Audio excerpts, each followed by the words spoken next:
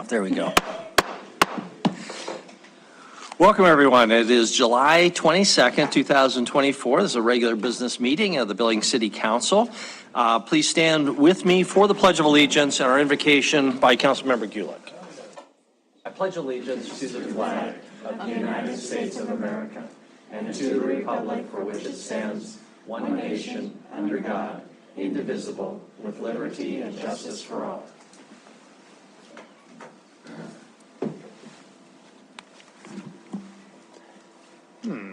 I came really well prepared. We live in a place of extreme beauty. The sun-kissed rim rocks and the undammed Yellowstone River.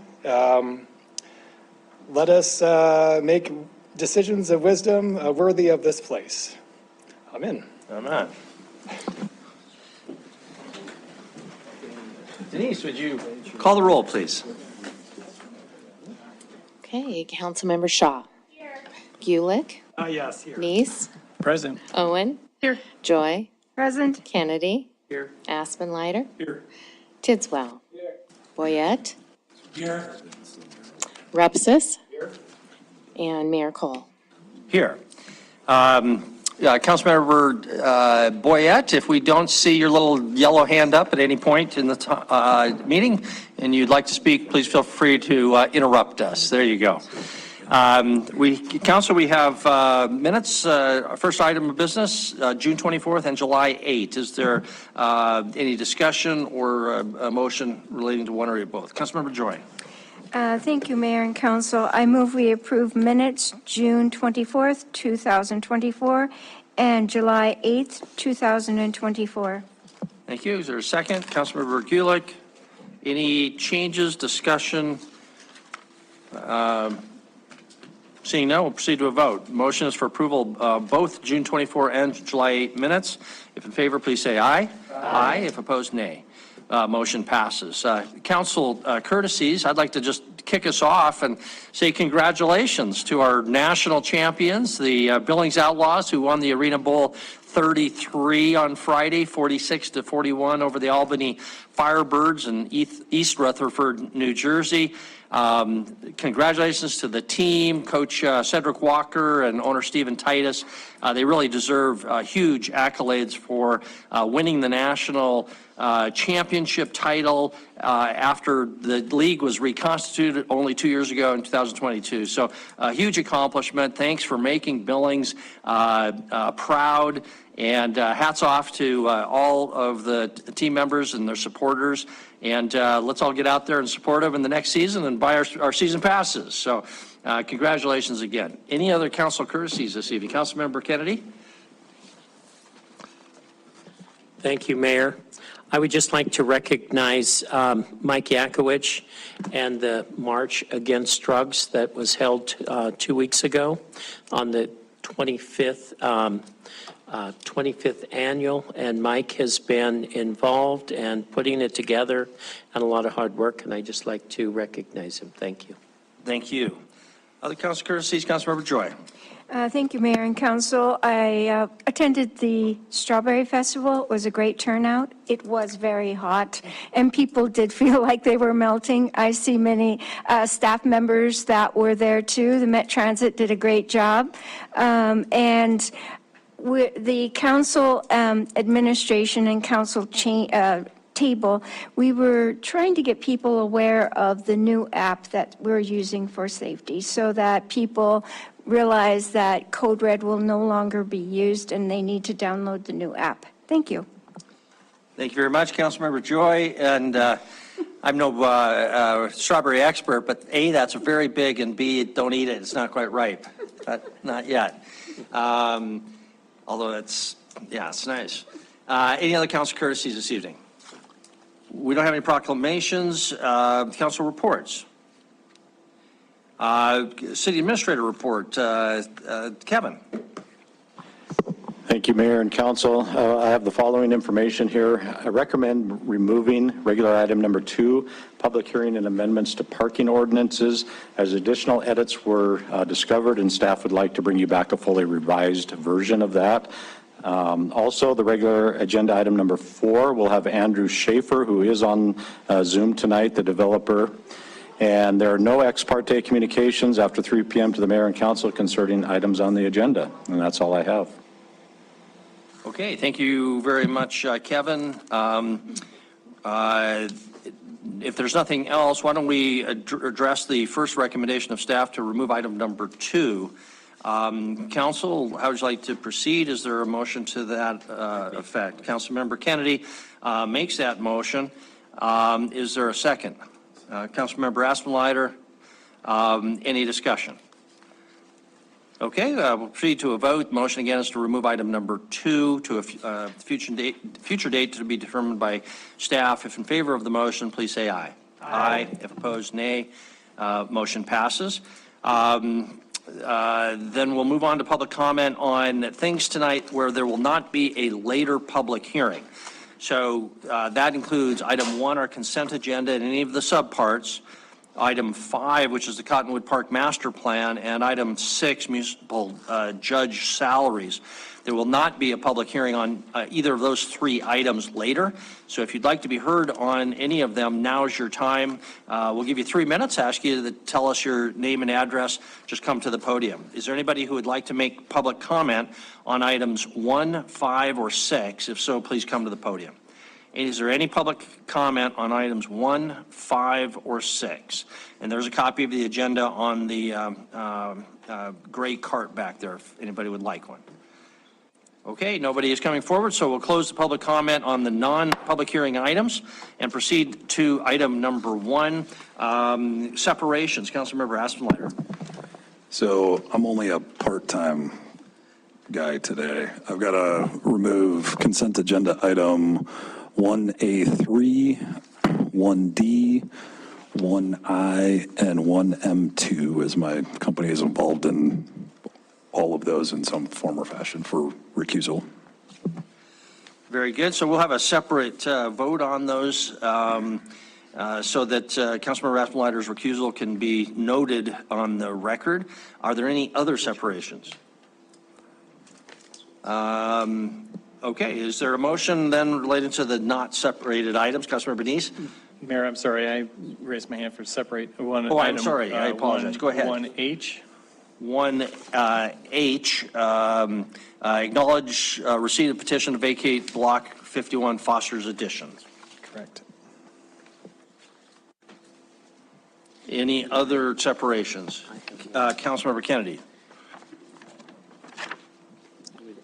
That we separate K. Item K, resolution authorizing submission of grant application, Montana Coal Endowment Program, Infrastructure Planning Grant. Very good. Any other separations? Seeing none, is there a motion relating to the not separated item? Councilmember Shaw. Thank you. I move to approve the items of the consent agenda, except for those separated. I have 1A, D, H, I, K, and I'm not sure which M it was, but 2, and M2. Very good. Is there a second? Second by Councilmember Joy. Oh, I apologize. No, 1A3.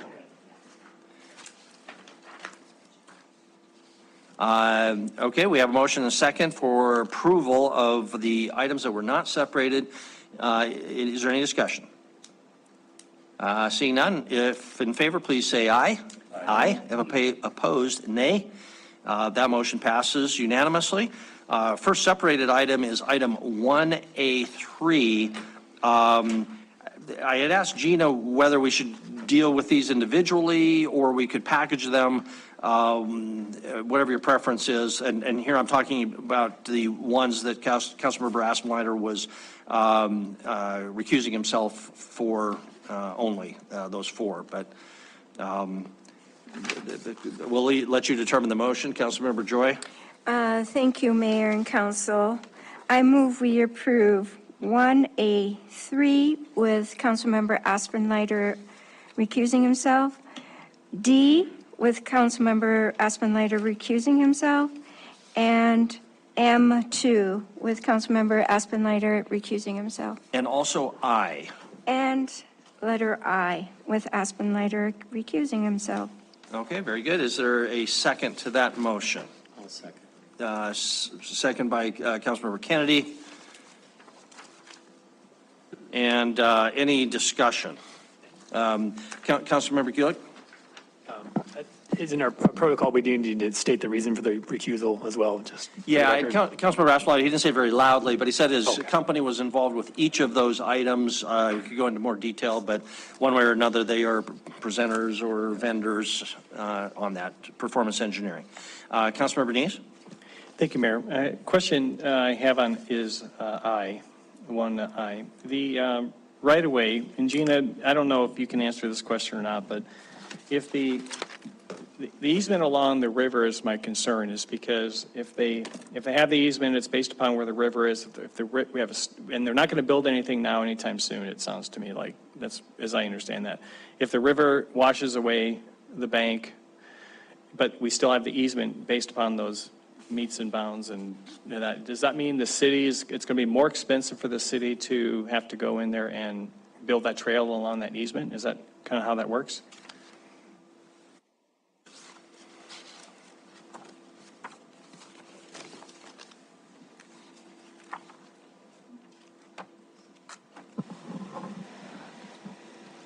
Councilmember Neese, I would think so, but I'm going to let Mac address that question because I'm assuming it would get built somewhere else. Yeah, Councilmember Neese, I think in that, I don't have the exact document, I think there's a word in there that talks about buildable, so that was to try to sort of mitigate that risk, if you will, in the easement language. Okay, so Meaning that, you know, the easement that we're doing there is buildable.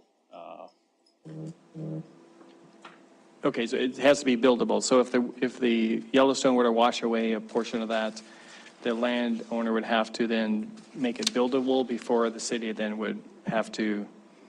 Well, I guess there could be a condition, I guess, if the river moved, you know, I'm over exaggerating, but 200 feet north or something, that then it would be, you know, out in the river. That's a possibility at this point. But I think the idea was try to put it in a spot right now that is, you know, reasonable and buildable, but can't predict the river. Okay.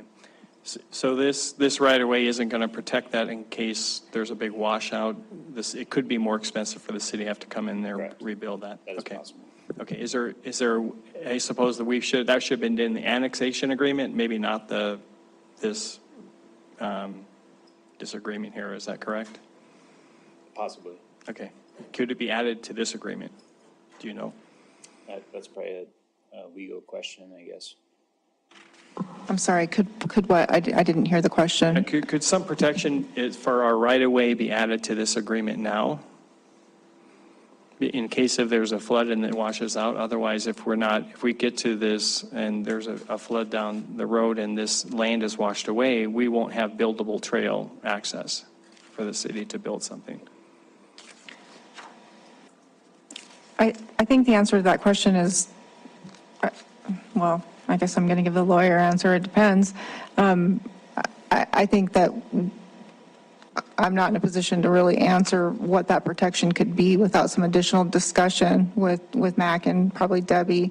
But we could certainly have that conversation and get back to council on whether there's something that could be feasible to Okay, I won't add. propose anything on this particular agreement, but I think it's something we need to be careful about when we're getting right away along the Yellowstone River. That river moves a lot, and maybe there's something we can put in the next agreement to help protect these right-of-ways going forward. But, Okay.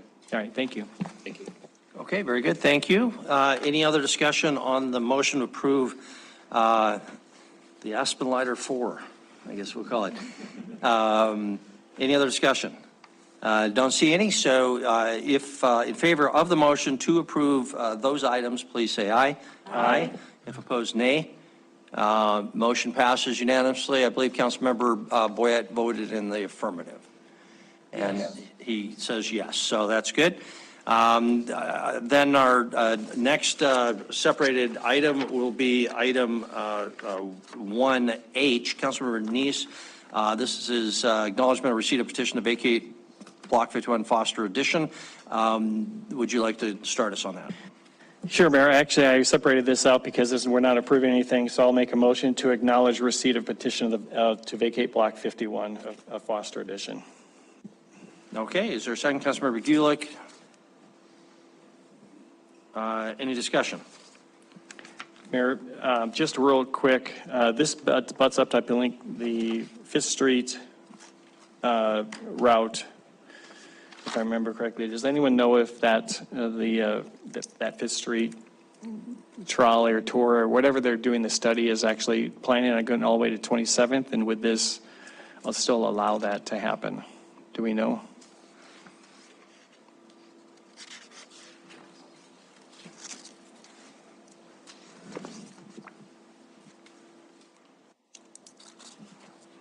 Councilmember Neese, Mayor and Council, that the Fifth Street corridor is further, so the alley is a dead-end alley. And I'm putting my hand at Sixth Avenue. Then there's the alley, it's dead end. Fifth Avenue corridor is further south, kind of on the north end of the Yellowstone Art Museum. So not, related, but not related. Thank you. Mac, Councilmember Gulick? Yeah, actually, I did have a question. Just when the alleys is where we put the sanitary sewer typically, so is that going to remain there and then just be an easement going through that property that will allow for city access to it? Councilmember Gulick, Mayor and Council, great question. So as part of the public hearing, we're going to answer some of those questions. There's public sanitary sewer in the alley and storm drain as well. And the discussion involves the landowner to the south, which is the Ryans, but we have answers to those. We have that, the landowner requesting the vacation has that figured out at this point. So we'll probably have more detail at the public hearing on that. Okay, thank you very much. Any further discussion? Motions for approval of item 1H.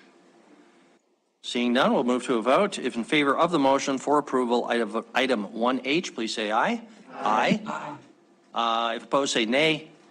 Motion passes unanimously. Item 1K, resolution authorizing submission of grant application Montana Coal Endowment Program. Councilmember Kennedy, that was your separation. Would you like to kick us off? Yes, I just have a question on the $10,000 match. The summary reads that the resolution asks the council to support the submission of the grant to the Department of Commerce. Don't have a problem. Community Division in the amount of $40,000 confirms the council's support the local match of $10,000.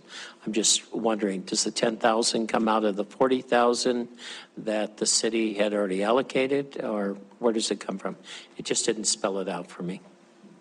Councilmember Kennedy, Council and Mayor, Ted Wilson, Grants Administrator. Yes, the $10,000 is already budgeted for, so what we're trying to do with this grant is to free up some money for other uses. Does the $10,000 then come out of the $40,000 that you would save that you already allocated? Yes. Okay, thank you. Okay, very good. Is there a motion relating to item 1K? I'll make a motion to approve 1K. Thank you. Second by Councilmember Asselmeyer. Any further discussion? Okay, motion is for approval of item 1K. If in favor of the motion, please say aye. Aye. If opposed, say nay.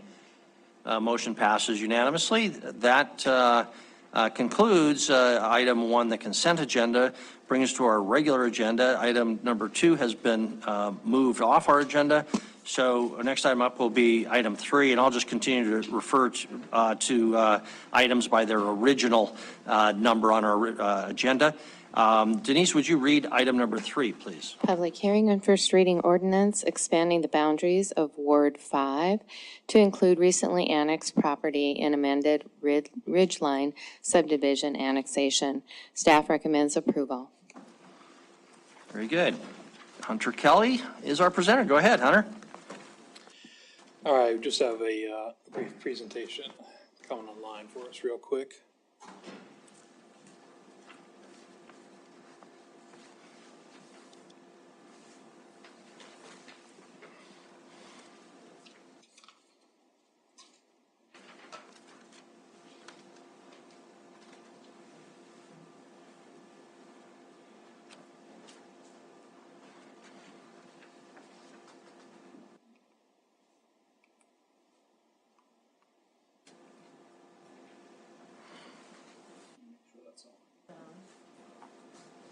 the line works. Well, we can get started at least. All right, so good evening, ladies and gentlemen. So tonight what we have to you is a follow-up from last month. To give you a brief refresher, the Ridgeline subdivision initially had a mismatch, between the areas that were subdivided as part of its subdivision and that were formerly annexed into the city. And so, as of last month in June, we did an amendment to the annexation resolution to bring that remainder of the parcel that was subdivided into the city. What we're doing tonight is the amendment to the ward boundary ordinance to bring the area in question into Ward 5. Look at that. Next slide. Next slide again. One more. Okay, thank you. This was the area in question. We initially intended this to be heard at the same time as the annexation amendments that you guys approved in June. However, due to the kind of unusual nature of this, we hadn't really done anything like this in several years. We kind of realized a bit too late to put it on the same agenda. So that's why we're here tonight, just kind of close accounts and bring these already annexed piece of land into Ward 5 so it can be properly represented when it gets developed. Staff is recommending approval. Okay, anything else? Any questions for Hunter? Okay, this is a public hearing, so we'll open it up for any public comment on item number 3. If anybody would like to comment on this item, please come to the podium. Is anybody interested in commenting on item number 3? This is a public hearing. No one is coming forward, so we will close the public hearing. On item number 3, back to council. Council, how would you like to proceed? Councilmember Rupsis. Thank you, Mayor. I'll make the motion. Having conducted a public hearing, considered written and spoken public testimony, I move to approve the first reading ordinance expanding the boundaries of Ward 5 as recommended by staff. And second by Councilmember Tidswell. Any discussion? Councilmember Aspenlighter?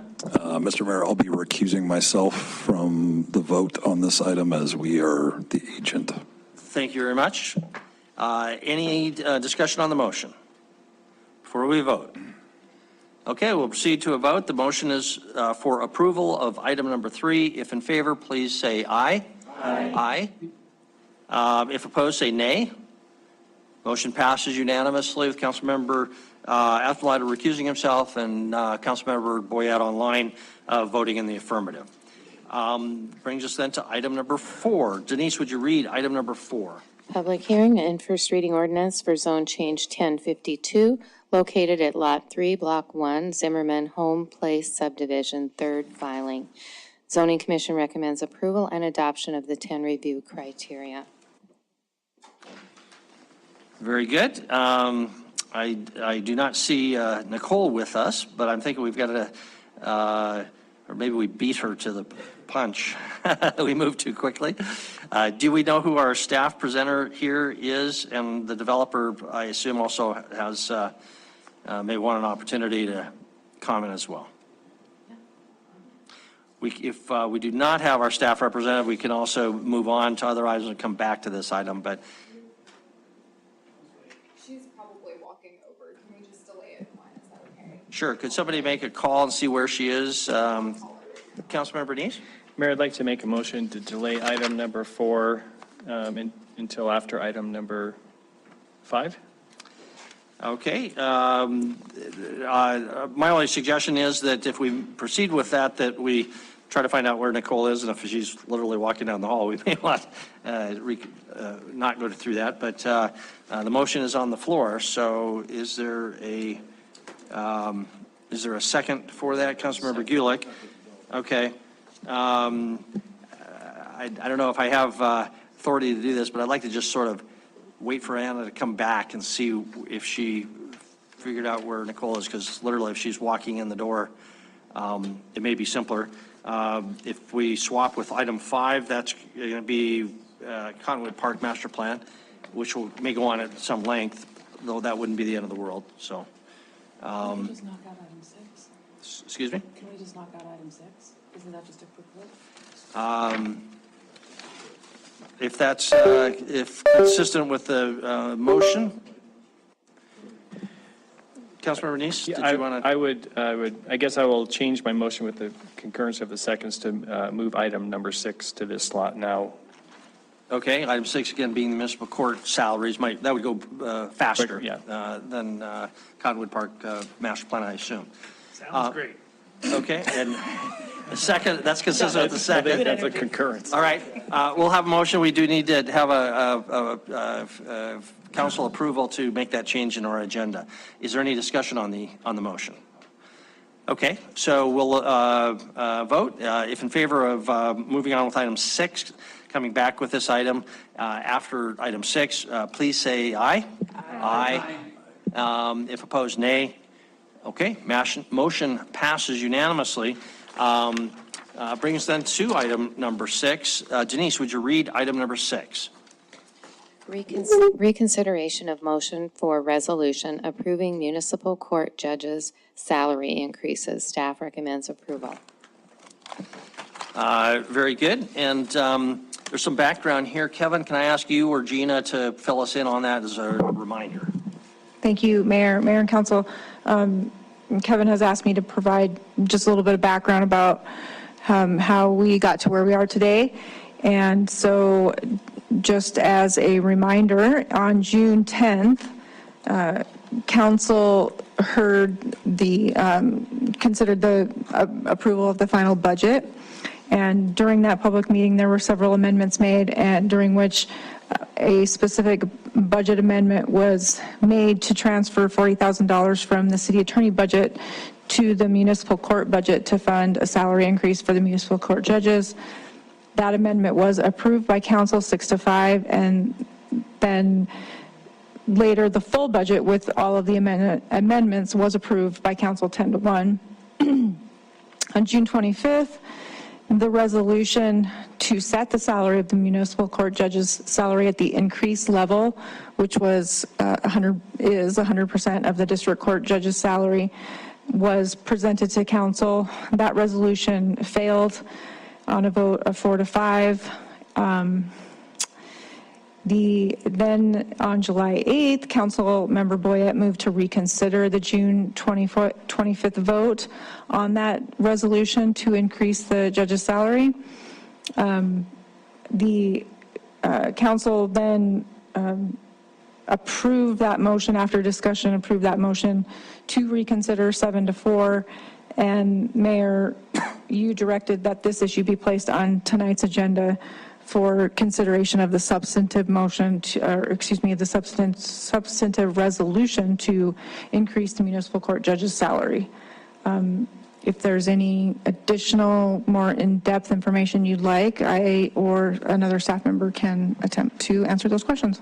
Okay, thank you, Gina, for that history. Bottom line, council, is the resolution in your packet is now back before you. So how would you like to proceed? Councilmember Aspenleiter. I move to approve resolution approving municipal court judges' salary increase as recommended by staff. Is there a second? Councilmember Joy. Okay, discussion. This is back, fresh start on this issue. Is there any discussion? Councilmember Neese? Oh, I'm going to ask, it's your motion, Councilmember Aspenleiter. I think we've beat this horse to death. I don't know that we have to beat it again. This is just clean up to what we already did in the budget. The money's already appropriated in the right place. We just need the budget authority. I urge you to, let's be diligent and quickly about this and just do what we already approved in the budget. Thank you. Thank you very much. Councilmember Joy, you had the second. Did you want to address any further? Okay. Councilmember Neese, did you want to address the motion? I did, Mayor. I can't support this motion. I think that, we, again, don't want to beat the horse to death. We've already talked about this. I think you guys are aware of my position, but I'm willing to try and find some kind of compromise to move forward on this. But so I would provide a substitute motion to go to 95% of the district court judge salary. Second. Okay, motion, Councilmember Neese, seconded by Councilmember Owen, to change the 100% in paragraph 1 of the resolution to 95%. Discussion on the substitute motion. Councilmember Neese? Thank you, Mayor. I think that when we look at these salaries, we didn't have 2 judges until just recently. We've now added a second judge. The caseload is probably, I would expect it to be probably dropping. It's not going to be as bad as I think we thought of. I think that we can address this later the next year at budget cycle. If we think it's still an issue, then we can maybe look forward to something like that. But to try to increase that now at this time, I would recommend we just take smaller steps to look at this over a longer period of time. And if we need to move money from where it's not appropriate back into the legal departments, we can do that. So I don't think there's any reason we need to increase the salary at this time as high as it is. So thank you. Okay, thank you very much. Councilmember Owen, you had the second. Did you want to address the? No, Mayor, I've been clear that I don't support this and will continue to not. So this is just consistent with my concern that this is unnecessary. Very good, thank you. Any further discussion on the substitute motion? Okay, we'll proceed to a vote on the substitute motion, which would change us to 95%.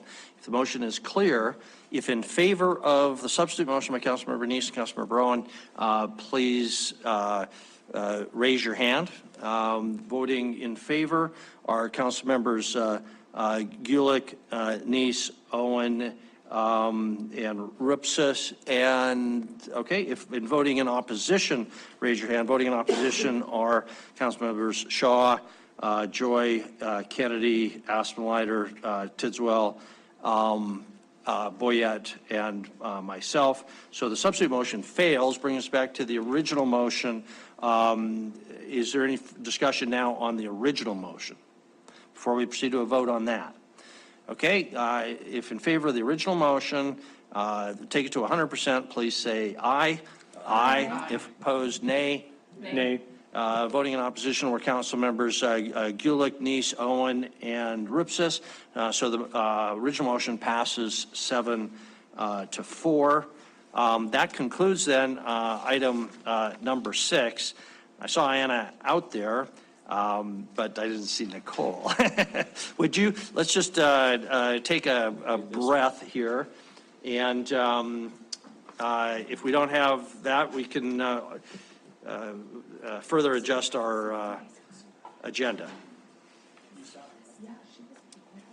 Councilman Kennedy was also offering to move up the initiative, which also would be fairly quick, I suspect. So.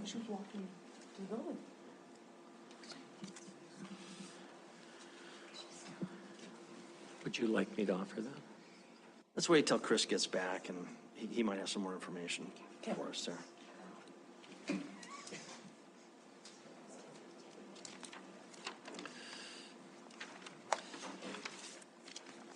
Kevin, we can also go to the initiative at the end, too, if we need to have some small bites. Go ahead.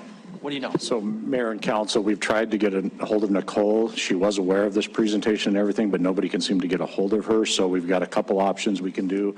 You can move on with some other business and continue just to see if that status changes, or we can have Anna kind of pitch hit and she could cover that presentation. It might be a little choppy, but we can get you the information. Okay. We have I'm okay if Anna is confident enough on that, or we can move on with the initiative or Cottonwood Park. Does anybody have a preference here, want to make a motion? Anna, how do you feel about you feel okay on this? Between Wyatt and the applicant, I think we can fill in the gaps too. Okay. Very good. I apologize. I didn't see that Wyeth was with us online. So that's great. Then, Council, why don't we'll move ahead with the item number 4 with Councilmember Aspenlider recusing himself. Okay. Seeing no objection to that, our pitch-hitting zoning coordinator for tonight.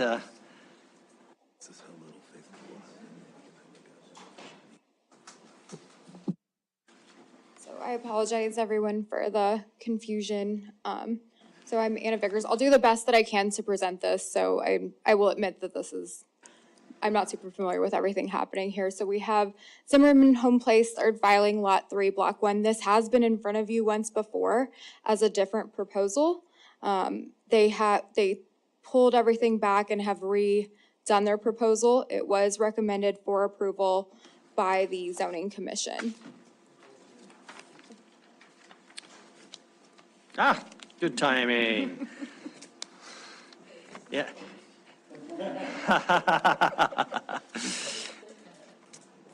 Take your time, get comfortable, Nicole. We're gonna. So, just so you know, Nicole, we just kicked off item number 4, the first reading on the zone change involving Zimmerman Place. We have not gotten anywhere. Okay. So you've missed nothing. All right. Okay, it's all yours. Okay, very good. So here's side-by-side comparison of the existing zoning, which is neighborhood office, and the proposed zoning, which is mixed residential 3 or NX 3. So the existing neighborhood office allows office and professional buildings, some medical services, and it allows multifamily up to 5 units per structure. So the big difference here is that the NX3 allows an unlimited number of units in a structure, provided it meets all the other requirements in the zone district. It's up to 4-story buildings, maximum lot coverage, minimum and build-to setbacks, that sort of thing. The special review uses in the NO are surface parking as a principal use, and civic or religious assemblies. There's more special review uses in the mixed residential 3, which include colleges, bed and breakfast, daycare centers, that sort of thing. In the NX3, no commercial uses or industrial uses are allowed. No 1 to 4 unit structures are allowed. You have to have at least 5 units in a building in the mixed residential 3. It doesn't allow manufactured homes. It doesn't allow long-term care or nursing homes or trade schools. So here's the subject property. And one of the other key pieces of information on this zone change is that it does not include the easterly 31 feet of the lot. That will remain in the neighborhood office zone. It may be used as an outdoor space for the housing cooperative that is planned for the property. Or it may just be a piece of open space along the frontage of Zimmerman Trail. Zimmerman Trail is 120 feet wide in the right-of-way width. And there is an existing multi-use path that's developed in that right-of-way. Here's a subject property as an aerial view. To the west are the Zimmerman Place luxury apartments under development. Further to the west is another development that is part of the Zimmerman Home Place subdivision that will be primarily townhomes, either for lease or rent or for purchase. They're being built that way. To the south, across another vacant lot, is the Children's Clinic. To the north is a 2-unit office building under construction at the corner of Colton and Zimmerman Trail, also in the neighborhood office zone district.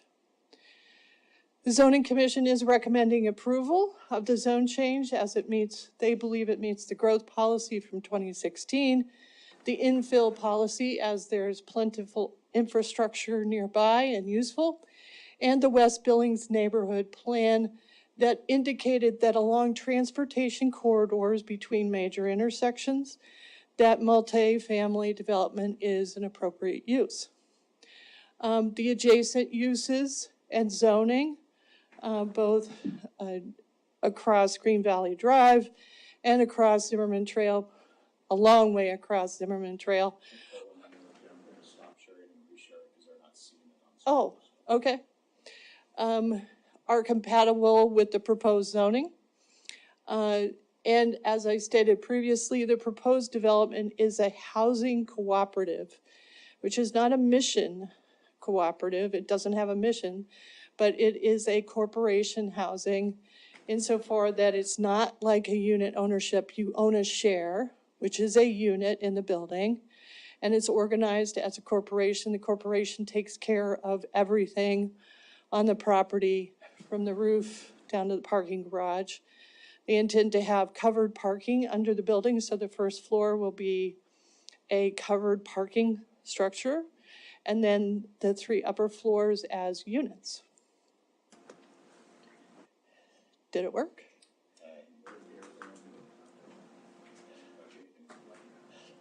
Uh-oh. Okay. Nope. Oh, there it went. So because this property has 2 street frontages, we posted both street frontages. This is the view east towards Zimmerman Trail from Green Valley Drive. This is, wait a minute, I skipped one. There we go. And then if you go around the corner and stand on Zimmerman Trail and look west, this is what you'd see from the west, from the east side on Zimmerman Trail. Then if you look northeast across Zimmerman Trail, you'll see those single-family townhome condominium patio home units across the street. And then if you look northeast from Green Valley Drive, you see that 2-unit office building under construction at Colton and Zimmerman Trail. If you look south and east from Green Valley Drive, you'll see the Children's Clinic at the corner. I believe it's Avenue E and Zimmerman Trail. Here are the zone change criteria that the Zoning Commission has recommended findings on in your staff report. Again, the zoning map showing the neighborhood office zoning, the N3 or suburban residential neighborhood on the east side of Zimmerman Trail, the NX3 and Public 1 to the west of Green Valley Drive. And again, here is the subject property, and I'd be happy to take any of your questions. Very good, thank you. Questions for Nicole? I'll start you off with one. Nicole, I don't know that you'll know the answer to this, but the developer's representative might. What I like about this is it involves unit ownership as opposed to just another rental. And it's not done under the Montana Unit Ownership Act. It's not a condominium. It'll be a co-op structure, which I think is great, but it's still ownership. What I've heard from at least 1 or 2 developers, however, it's very difficult to get insurance for condominiums, both for contractors and for architects, because they're going to get sued. Instead of getting sued by one developer who they have a relationship with, it might be 100 different unit owners in the case of a condominium. And I suppose it could be the same in this case, although probably I guess you'd have your single corporation that would be doing it. Do you know anything about the insurance situation? Because we really need to encourage ownership of these multifamily units, not just rentals. Do you know anything about that? I don't know for sure, but I consider that it's a co-op, that's one corporation, that they would have an insurance program that covers the property and the structure and everything in the structure. Yeah, so I can see how it would be a very different situation and hence a lot easier to get insurance, which is great. So other questions for Nicole? Councilmember Ripsis? Thank you, Mayor. Nicole, I read the staff memo and I see 2 different things. One says the NO zone district is not appropriate for use along a corridor like this. And the other says there are plenty of acceptable uses for a 30-foot strip of NO along the corridor. Can you explain that to me? How do I get my head around those 2 different statements in the staff memo? Sure. So when we rewrote the zoning code and we redefined what a neighborhood office, and the corollary zone to neighborhood office was the previous zone of residential professional. Residential professional and neighborhood office were really intended to be smaller tracts of land. We further refined that definition in our new code to say, and really confined to the corners of entries off of arterial or collector streets into neighborhoods, although smaller pieces could be within neighborhoods. So when you have 12 acres of neighborhood office that sprawls across an arterial frontage, it doesn't really meet the intent of the zone district. And so while there are acceptable uses in neighborhood office that could go on those parcels, they also are called out to be better zoned as between arterial street intersections as a multifamily or mixed residential uses. And so that's why it kind of leans towards the mixed residential zone as opposed to keeping it a neighborhood office zone. Councilor Rivas? So why did staff recommend that we accept this 31-foot wide strip of NO along an arterial street? None of the proposals here really seem to be things that we would want along an arterial street. A solar array doesn't make any sense on the east side of a building. We don't want wireless transmission kind of stuff there, and it probably doesn't make sense to have a community garden right on an arterial. Why do we think that's an appropriate use there? It seems to me that the only reason this is being proposed like this is to get away from, to avoid the public input process that tripped the developers up last time. Well, it's not necessarily the public input process. As you recall, this parcel and one other parcel were before the council a couple of years ago. And although it received a majority vote in favor of it, it was not enough for the quote-unquote valid protest. And in order to achieve that 2/3 majority, you have to not only get a majority, you have to get a supermajority. So it was a developer's choice not to include that easterly 31 feet in order to not get into the same predicament of having the majority of the council in favor of the zone change, but not the supermajority. Thank you very much. Other questions for Nicole? Councilmember Neese. Thank you, Mayor. Yeah, I guess I'm recalling that same zone change here, and there was a lot more people here, and we got a lot of letters and stuff. Has the staff received very much information as far as opposition to this? Well, there was one email that was received and forwarded to city administration that was from someone on, I think it was Green Terrace, or a property that was about 700 feet north of the subject property. We had one person attend that was a surrounding property owner, but not within the mailed notice area. We did receive a few online comments, which are included in your staff report. So there was not, there wasn't an outpouring, there wasn't a petition that was circulated. Of course, this is a different zone than the originally proposed zone of corridor mixed use, which allows that commercial and retail and service uses in addition to allowing multifamily uses. And Mayor, if you don't mind, to follow. Please. So on the last zone change was a CMU1. How high can the buildings get in the CMU1? If it's 4 stories. 4 stories, same as this. Same as this one. There is, of course, a different flavor to a mixed-use building or a all-commercial building than a residential building. They're built to different standards. You typically will have more glass in a residential structure as opposed to commercial structure. So they look different. I'm not sure if people realize that. I mean, we really did a lot of notification on this. So I think people had a lot of opportunity to participate and make comments. And Mayor, one more question. Okay. Again, as you look at this project, I mean, one of the things I recall reading is they want to make this a walkable type project. This whole area has been, people wanted to make this walkable. So are there services is there enough commercial being put into this section, this whole Zimmerman development area, to really give it that walkable feel that they're not having to drive across town? Or is this too much residential? Because there's a lot of residential going in here. Well, it's an area that's still developing. Obviously, the east side of Zimmerman Trail is well developed. I mean, everything from auto repair to Walgreens to hardware store. And, you know, just for a little further east on Grand, you have Albertsons.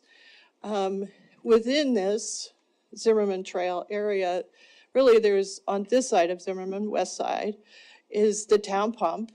I mean, you can get a lot of things, a lot of services at town pump.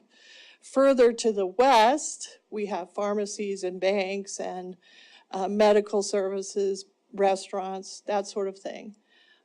When you think about walkability, you have to consider that most people, not today or tomorrow, would walk a half a mile, which is a 15-minute walk, to a local place to get services, whether that's, you know, just a gallon of milk or to go to a restaurant. So it's not entirely walkable, but there are other parcels in this zone, in this area, that are zoned for commercial services and everyday services. Whether those get developed is a matter of who owns them. Okay. And then, Mayor, you mentioned the share ownership, which I like. I think that's a really good idea. But I just want to clarify with Nicole, if we accept this zone change, that doesn't mean it's going to be a share unit development. Is that correct, or is that the corporation is actually applying the zone for the zone change? They are a prospective buyer. I leave that up to the agent and that prospective buyer to explain their agreement. But they could do any type of N3 development. It wouldn't have to be. Right. Okay. Any NX3 type of development, whether it's owned or not, can be done there. Okay, thank you. Very good. Councilmember Kennedy? Nicole, what I saw with the three people that made comments, they were making comments on traffic and more people. If this were a senior retirement place, it would have just about the same amount of traffic as you would have with commercial in the area, correct? Well, I haven't seen the actual traffic study, but the traffic study for the whole subdivision has been done and accepted by the city, as well as the upfront payment from the developer for all the adjacent intersection improvements, including the installation of a signal at Zimmerman and Avenue E. So that is, that will be coming along right along with this development and other developments within Zimmerman Home Place. So the traffic between Poly Drive, which is signalized, and Avenue E, which will be signalized, will start to move in a better fashion so that intersecting streets like Colton will be able to get access out onto Zimmerman Trail in an easier fashion. Not like it is now where it's hard to make a left turn onto Zimmerman from any of those side streets. Okay, thank you. Mayor, one more question. Nicole, if a building with senior living was going to go there, is that the reason that we have the 31 feet buffer? And why did you come up with 31 feet instead of 50 feet, or where did that come from? It was the applicant's choice. That's what they submitted, to change the zoning on the parcel except for the east 31 feet. Okay, but that's not buildable. Well, it could be, depending on what the uses are. It's more likely that it will be an ancillary use to that housing cooperative. If they decide they need more parking there, they would have to go through a special review. Come Okay. before the council and say, hey, we found we need more parking, so we want to do a It just seems odd parking. that it's 31 and not 50 feet or whatever, because it can't really produce any commercial building on that little bit of land. I will let the applicant's agent address that with Okay, you. thank you. Okay, very good. Speaking of which, is there any sort of presentation, or do we have an applicant representative here? Yes, Why don't we we do. take the opportunity? Please And we come. do have someone online too who represents the housing cooperative. Okay, great. So maybe we could get a couple introductions and we'll turn it over, see if they had anything they wanted to offer. Okay. And if council has questions for them. Good evening, council members and mayor. I am Craig Dalton with Performance Engineering. I'm the prospective buyer's agent for this. A couple things I want to address first off that came up. So the 31 feet, as part of the past history, some of you council members were part of that previous zone change that happened about 18 months ago. Like Nicole said, we were going for a CMU 1. One of the major things of concern that we heard, and of course, the adoption of the zoning code was fairly fresh to us. We didn't really have a whole lot of examples to work off of, but was the proximity to Zimmerman with tall buildings. And the ability in CMU 1 to go to 4 stories. I understand at NX3 we can go to 4 stories as well. However, there was concern from that council about that height adjacent to Zimmerman. I believe actually that one of the suggestions that it was taken from that council was to provide a buffer back from Zimmerman Home Place and push the buildings back. That was going to appease some of the council members for providing a little bit more space from the residents across the street. So that's part of this application of why we set that back. Yes, we did set it back 31 feet. We're trying to still maximize the NX3 area that we can use on that property. But I would say too, the 31 feet and 151 feet from the next adjacent properties across Zimmerman, it doesn't preclude the ability for people to protest. The notice area is 300 feet from this zone change, so those people were notified as part of that neighborhood meeting notice and as part of this zone change that we're having here tonight. It does restrict the ability for someone to file a valid protest requiring a majority vote, which is what we came up against last time. As Nicole stated, we had a majority vote. We lost by 1 vote based off needing a supermajority. To that effect too, as well as all those same people were notified this time. We held a neighborhood meeting at Arrowhead School, which is very close to this property. The potential developers flew in from Minnesota to be able to present and try to kind of speak to their product. And we had 2 people attend. Those 2 people are people that are interested in moving into this development. There's been a lot of advertising that's gone on about this particular product, and I'll let Andrew speak to it, but these guys are very, very experienced in developing these types of projects, having done, I believe, over 40 across the northern and western parts of the United States. So this model is tried and true. We did not have anybody show up and participate. We didn't have anybody come to ask about, what's this going to do with traffic? What are you guys trying to do as far as what kind of people are you looking to target to live here? None of those questions were ever presented from the neighborhood, and we didn't get a chance to answer them. So hopefully we're doing it for them tonight if they're watching. The developer, like I said, they'll speak to it, but this is their kind of the bread and butter. This is the product that they do over and over again. The buy-sell is contingent on this zoning going through. If it does go through, they are contractually obligated to close, and then their full intention is to build a product like this that they've done in the past. So, a couple other things about it is usually we're not talking about use. Councilmember Neese brought up the fact that, yeah, maybe does get zoned NX3, but doesn't mean they're going to build exactly what you say they're going to build. Yeah, there is a little bit of a leap of faith that we have to go through on this. However, what we can speak to is some of the facts about what they have built. They build a 3-story tall product. They build underground parking underneath their products. The height of their product is 31 feet from first floor to the eave. For comparison, the building that's being constructed to the north of this, the office building that Nicole was referring to, is 30 feet tall. So that's your height comparison. This would obviously be set back a little bit further than that office building is being constructed currently. Traffic impacts. Yes, we've done a traffic study. We've traffic studied this thing 3 times, this development, over and over again. The original proposal was based off that CMU1 district having the ability to have retail with apartments over top. For comparisons on numbers, and these are ITE numbers, so it's not always like really comparable for Montana, but it's the best as best we can do for apples to apples. Is a original TIS estimated just under 600 trips. A senior living facility is under 200 trips.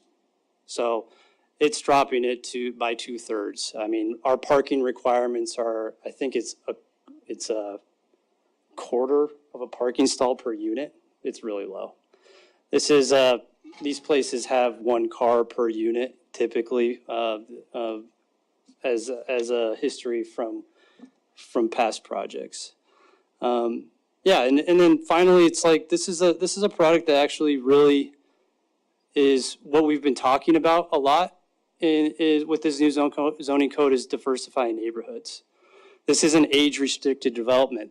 This is 55 and older. It's bringing the older population into a development where we have apartments and we have townhomes and we have all different types of not only ages, but net wealth and the ability for people to, who's maybe their parents are aging, and they don't have to get stuffed away in the only place that they can afford that's in a different part of town because they can't afford to take care of their houses anymore. It's like you can actually move into a major development and live right next to your kids, and then possibly they grow up and they move into some of those townhomes and have the ability to then move into some of the N3 surrounding areas. So it's the ability to kind of create these communities within the community that I think is really a special thing about what's being proposed with the RE development. Outside of that, I would be happy to answer any more questions.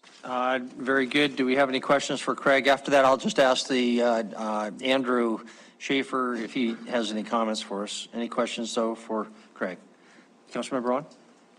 Mayor, I do have questions, but they're about the co-op model itself, so I don't know if you want to let Andrew speak first. Why don't we do that? So you don't have to feel. I think that'd be great. So, Andrew, welcome to Billings, sort of, electronically anyway. We'd ask that if you've got any presentation, go ahead. Just don't take too long. How about that? Go ahead. Yes, I will be brief. I just tried to share my screen. Did it populate for you guys? Yeah, we can see it fine. Okay, great.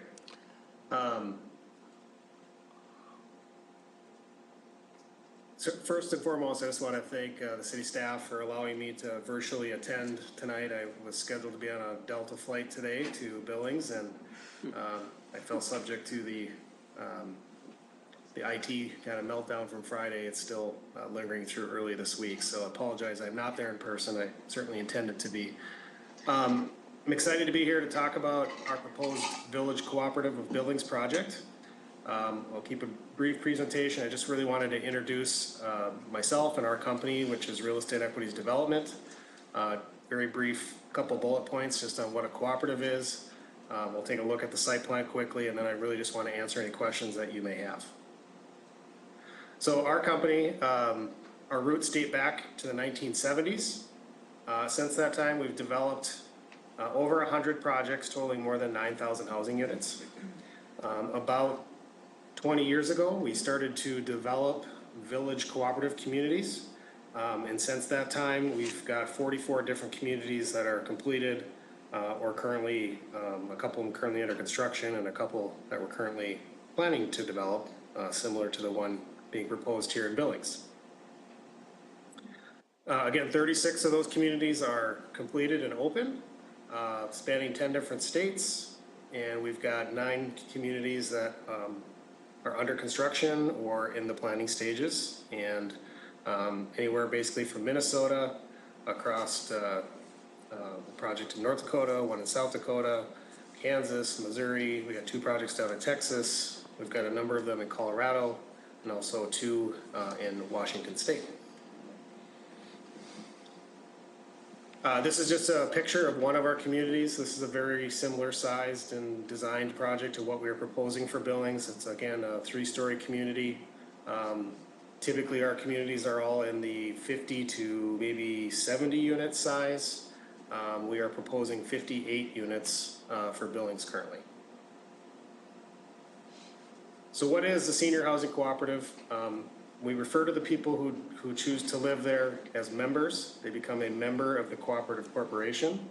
The cooperative corporation then owns the property, including the land, the common areas, all the furnishings in the common areas. It's all owned by those members. The cooperative then does pay all the operating costs, including a mortgage, the property taxes, and other operating expenses. The members who move into the cooperative, after they get moved in and settled, will elect their own board of directors. The board of directors will govern the community. They will follow the bylaws that are set ahead of time. They will control the costs. They'll approve budgets every year. And there will be a management team in place to manage the community, but it will be governed by the board of directors. A little bit about the building. Again, we're proposing 58 no-step homes, so they're all single level. We will have an underground heated parking garage. We'll have a guest suite within the building if people have friends or family that want to visit. A large community room with basically a serving kitchen, multi-purpose room, a fitness center, reading areas, raised garden beds on the property, and an outdoor fireplace and patio area with natural gas piped grills for people to use. Again, Nicole Henniker reviewed the location, so basically right on Zimmerman Trail, just to the south of where the current office building is being constructed. We've got a very, I guess, spacious site plan, a lot of green space, which is important typically to our members. We've got some outdoor surface parking, but most of the parking will again be in the underground garage, which we are proposing would be accessed from the southwest corner, just due to the grading on the site. This is the best place to get into the building, and then there would be a whole level of underground parking totaling 60 plus parking stalls. We also do have these raised garden beds. This is where they're currently proposed as a preliminary location. And with that, I would be happy to open it up for any questions you have. Very good. Thank you, Andrew. I'm going to give it over to Councilmember Rowan if you still do have your question. I do, Mayor. I just have a couple, if that's right. Mr. Schaefer, thank you for your presentation. I just want to clarify, this is a zone change tonight, not any sort of building permit or anything, but I would like to just understand a few things better. Right now, you're proposing these units to be essentially market rate. You're not seeking any public subsidy or vouchers or anything like that for them, right? That is correct, yes. Okay. And if I could just add, we have started to do preliminary marketing. Part of our financing program that we've used on most of our cooperatives, all of our cooperatives have a pre-sale requirement. So we're typically pre-selling at least 50 to 60% of the homes before we break ground. I'm pleased to say that the interest level in the proposed project has been very good. We started marketing earlier this year. I think it was February or March, and we have a small sales office we've opened, and we've already got 50% or more of the homes reserved by people. So it's been exciting for us to have such a high level of interest so early on in our process of pursuing this project. That's great. So since you're not seeking any public sort of subsidy for the units themselves, the two questions that I have are really just for my own edification. I'm curious a little about your history, since you've got so many of these over the country. What's the history been like in managing the fees? So I would hate to see a scenario where the fees have to keep going up and up and up in a way that people can't afford them, and so the building ends up getting like run down or becomes a public safety hazard. So tell us a little bit about your history in managing costs and fees in your projects across the country. Yeah, so the great thing about a cooperative is it's owned by the people that live there. And they control the budget. And I'll be very honest with you, the age category and the quality of the people that we have moving into our communities. They're very highly educated. They're also very conservative.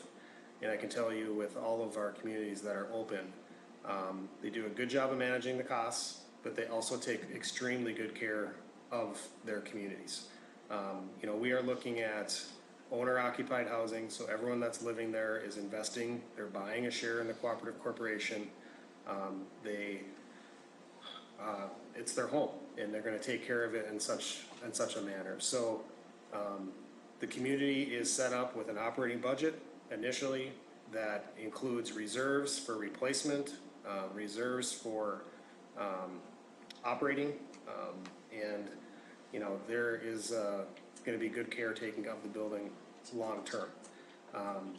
The members that live there and create their board also will approve the operating budget every year. So, could there be small increases in their monthly fees over time? There certainly could be, but it would have to be because property taxes increase or insurance costs increase, trash, power, electrical or gas usage, those types of things. The same risks that people would have basically living in their own home. The really nice thing about it for the people who choose to live in the cooperative is, again, they control that budget. So if there's not a need to increase the monthly fees, they certainly aren't going to do so.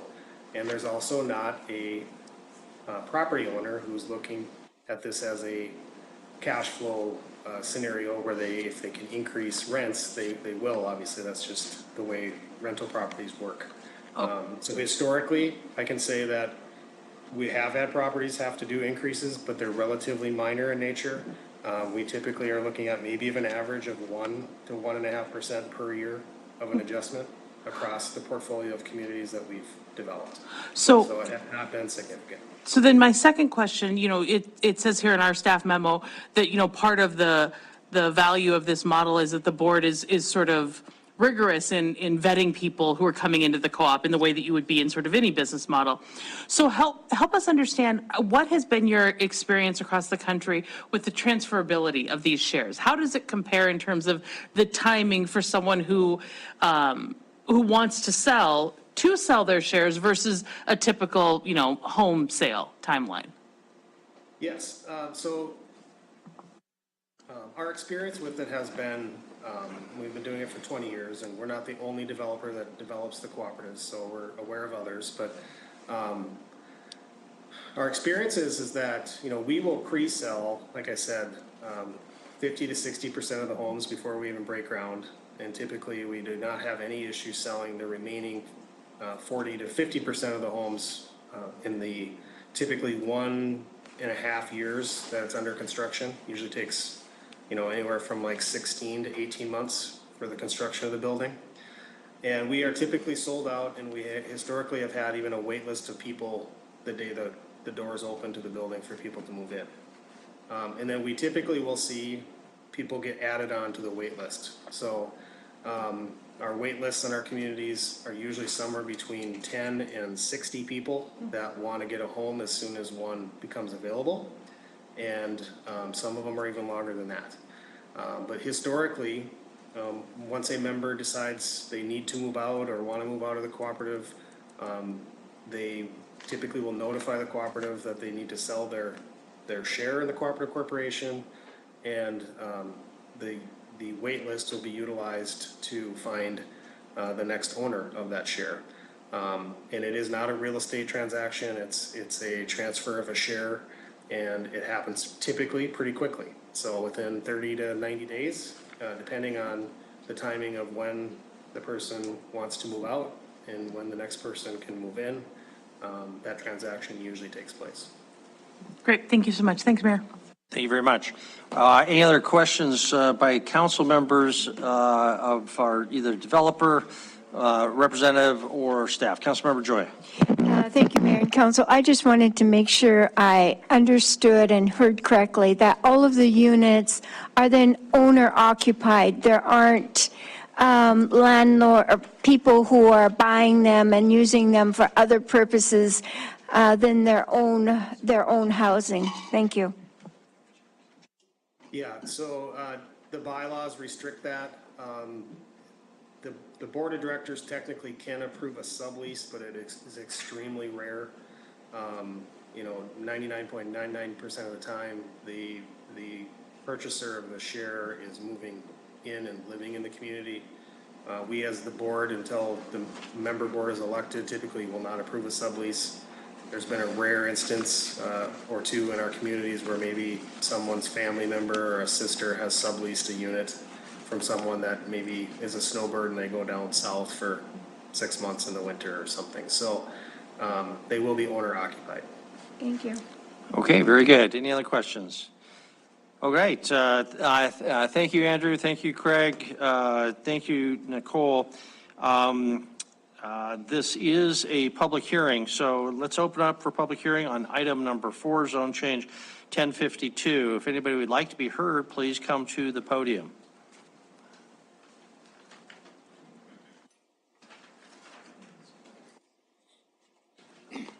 Good evening, Honorable Mayor, members of the City Council. My name is Steve Zier of Trinity Real Estate Advisors, 2180 Overland Avenue, Suite 104. We are a commercial brokerage and consulting firm that is active in real estate development consulting to include entitlements, such as zoning. I'm also the chairman of the Weston Task Force. I am not here in either of those capacities. I'm merely here as a community member and resident of the West End.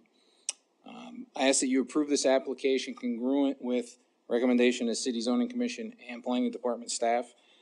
The proposed scale of this development and the unique nature of the ownership structure, which I think is a fantastic idea to alleviate some of the housing issues in this community, is going to be a very beneficial project for this community. Of the many challenges when it comes to the development of housing is zoning, which is one of the only locally controlled regulations that you as a city council have. Recognizing there is a state movement, if you will, for some changes in the last legislative session and also likely in the upcoming legislative session. This application meets your current criteria, and I would ask that you approve. Thank you. Very good. Thank you very much. Any other public comment? This is a public hearing. Item number 4. Please come to the podium if you would like to be heard. Is there anybody who would like to be heard on item number 4? I thank you for calling my attention. Well, we'll close the public hearing, so no one is coming forward, so we'll close the public hearing. I'll recognize Councilmember Boyette. Councilmember Boyette? Thank you, Mayor. I was on the zoning commission for 2 years, and we came up with neighborhood office because we wanted coffee shops, donut shops, boutiques. That's what we had a neighborhood office for. If this goes through, their neighborhood office will be a gas station. That's where they get to go have boutiques and coffee. My real concern is that we're not approving anything other than a zone change. If this passes tonight, the developer could build whatever he wanted within NX3, so there's no guarantee for that. I've talked to so many people now that quit driving on Zoo Drive because their traffic is backed up 2 to 3 blocks. The developers, the current owners, know that it's neighborhood office. Councilmember Aspenleiter, who recused himself, followed the rules and built a neighborhood office. I don't think it's fair. I don't like the idea that people can just say, well, I don't like it, so I'll just change it. Just because I want to move it 31 feet. I don't see that. So for those reasons, I'm going to vote no, as I did last time. Very good. Thank you. Council, we don't have a motion before us. How do you like to proceed? Councilmember Gulick? Having conducted a public hearing, considered written and spoken public testimony, I move to approve first reading ordinance for zone change 1052 and adopt the findings of the 10 review criteria as recommended by the zoning commission. Very good. Second by Councilmember Tidswell. Councilmember Gulick, and then Tidswell, would you like to speak to your motion? Yeah, I think this is looks like well, what was proposed with the co-op model is great. I would approve this, even if we didn't know exactly what if the co-op wasn't a part of that, but I'm really welcome that as a housing model for us in the community. And I think having diversity of housing types in the neighborhood that was mentioned, I think is a good thing. There are adjacent neighborhood office spaces for the boutiques and coffee shops that are envisioned. I think this is a great project, and I'd like to see it happen here in Billings. Very good. Thank you. Councilmember Tidswell, did you want to speak to your second? No, I'll second what Ed said. Yeah, that's perfect. Okay. Perfect. Great project. Further discussion on the motion? Is there further discussion? Councilmember Rowan? Mayor, I think I want to sort of echo Councilmember Boyette's concerns because I have them too. We are continuing to see in whether it's planned neighborhood developments or mixed use developments, we're just not actually seeing mixed use. We're not seeing those sort of neighborhood coffee shops or neighborhood, markets or those sort of things that really make communities. So I don't know if there's a way to get at it in the growth plan. I don't know what we need to do to encourage more of that kind of very light commercial to be mixed with residential. But I think that's a valid concern. I'm going to support this, but I just wanted to echo, I think, the concern that Councilmember Boyette is sharing is that we're getting further and further away from the real kind of mixed neighborhoods that I think some of the zoning changes were designed to drive. So that's all. Good. Thank you. Further discussion on the motion. Councilmember Ripsis and Councilmember Joy.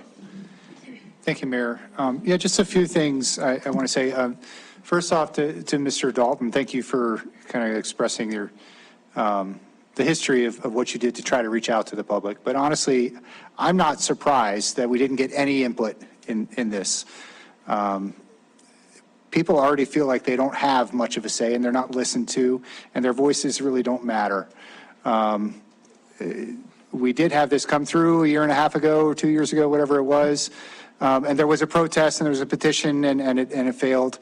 But the people felt like they had a voice, and this time around, they just didn't. I mean, from day one, they knew that because they were 151 feet away, they wouldn't be able to lodge a petition. And so really, why bother? All that being said, the big difference between now and the last time is we've had this Land Use Act come through. The legislature passed the Land Use Act, and if we're sitting here 2 years from now, this isn't even coming to us, right? Because in all likelihood, everything along our major arterials will be zoned for high-density residential, commercial-type activities. And we wouldn't have to play this game of setting it back by 31 feet to avoid a possible petition, and thus creating an unusable land zone. So I honestly tonight would have much rather just supported the application to just make the whole zone NX3. I was against it last time. Like I said, we're in a different environment today than we were a couple years ago. And that really, this is an eventuality that something like this would come here and be built on this land. And so I was prepared to just support that. But I can't support this kind of gaming of the system, this 31-foot setback specifically just to get around the petition.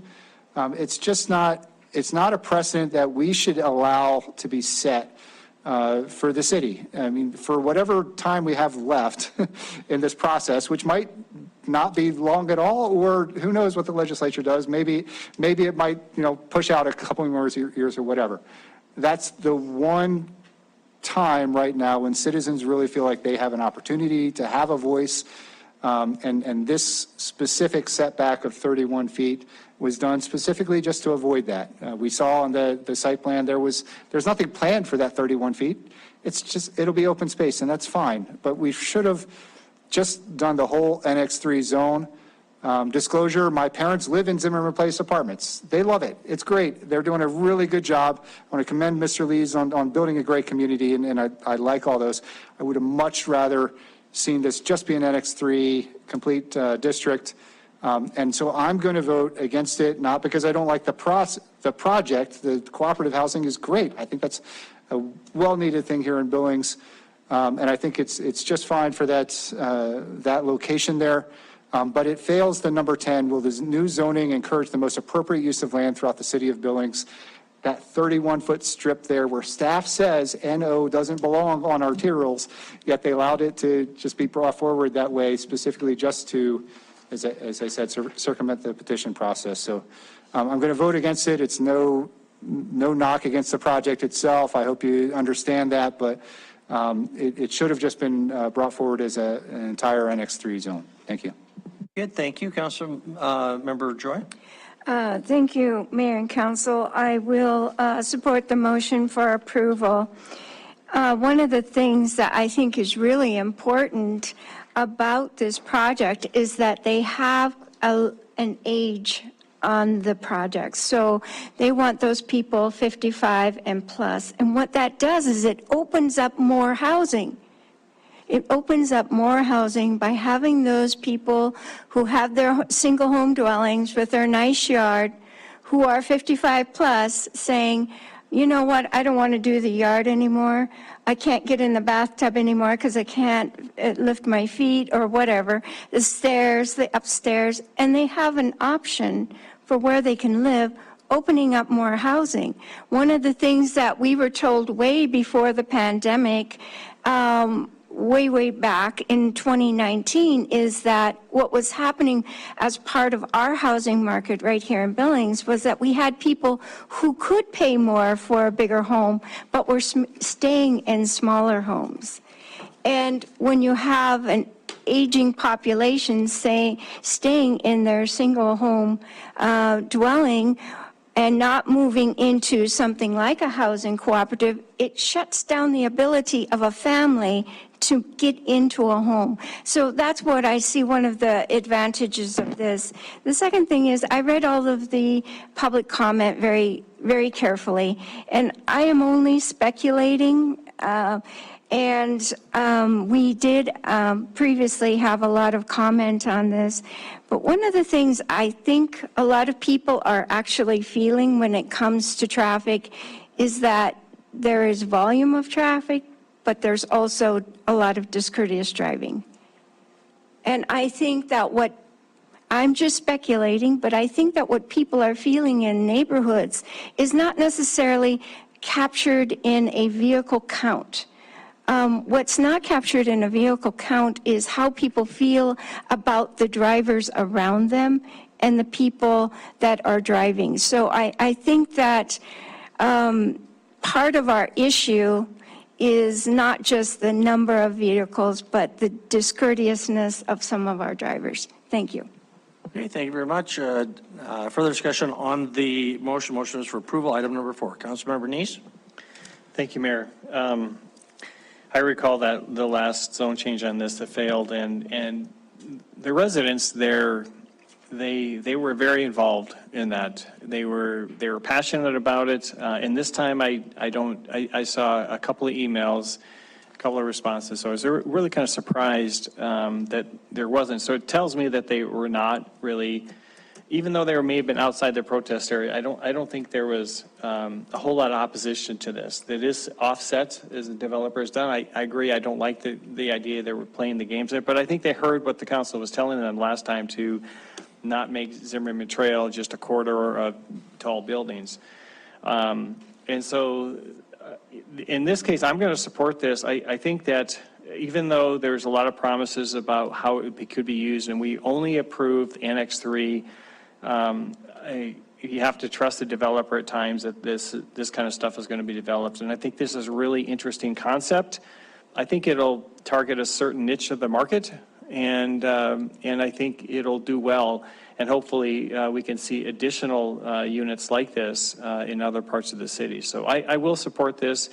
Again, there's a few things I don't like about it, but overall I think it's going to bring some of that. And the other concern I had was about the commercial. I think the rest of these areas really need to start having some of that community commercial in it, because those zone changes for changing to Annex 3 are probably, in my opinion, I wouldn't want to support those. I want to see more of the community commercial or community type of commercial stuff in some of those areas that are developing there. So thank you. Okay, thank you. Any further discussion before we proceed to a vote on this item? Okay, then we'll move ahead with the vote. The motion is for approval, item number 4. If in favor of the motion, please say aye. Aye. If opposed, say nay. Nay. Voting in opposition, Councilmembers Ripsis, Councilmember Boyette, all other council members with the exception of Councilmember Aspenlighter voting in the affirmative. So the motion passes 8-2. Thank you very much. That concludes item number 4 and brings us to item number 5. Denise, would you read item number 5, please? Resolution approving and adopting Cottonwood Park Master Plan. Staff recommends approval. Okay, our Parks Director, Mike Pigg, will be our presenter this evening, at least one of them. Good evening, Mayor and Council. So we're bringing back to you the Cottonwood Park Master Plan. We did attach the plan this time. We've completed the plan, and so we do have a presentation. It is the same presentation we showed you last time. We're more than willing to show that to you again if you'd like, or we could just open it up to questions, however you'd like to proceed. I don't know that people are going to, anybody have a preference? Mike, why don't you do this, in case there may be members of the public who are watching tonight that were not watching before, or if they were watching, they've forgotten it. Would you give us the lightning fast version of your presentation as a reminder for us and for members of the public who might be watching for the first time? Yeah, so then if you don't mind, I'll invite our consultant up. He's the one who put together the presentation. We'll let him go. That would be great. It's Michael Versman with Land Design. Thank you. Good evening, Mr. Mayor, members of council. Mike introduced me already, Michael Versman with Land Design. I'm the parks consultant on the project. Just to kind of give you a very, very brief overview. So Cottonwood Park is a current vacant vacant piece of property on the northwest side of town. The park was donated to the city by the Forbes family around about the year 2000 or so, give or take. As a part of the development plans of the park, we underwent a master planning process, a public process, to establish kind of a vision for the future of the park. Through that process, we conducted a public survey as a mailer that went out citywide, and then we conducted a series of public meetings. The resulting plan.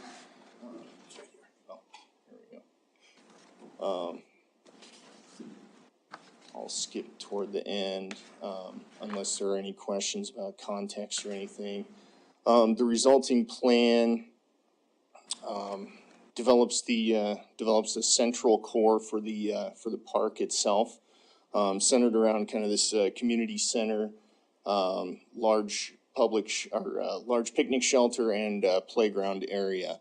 Along with that, then there are a series of sport courts that are developed along that central corridor as well. And then the creation of a dog park and a natural area along the north side of the park, which also functions as a memorial opportunity for the Forbes family in recognition of their gift. Total budget is estimated between 25 and 30 million.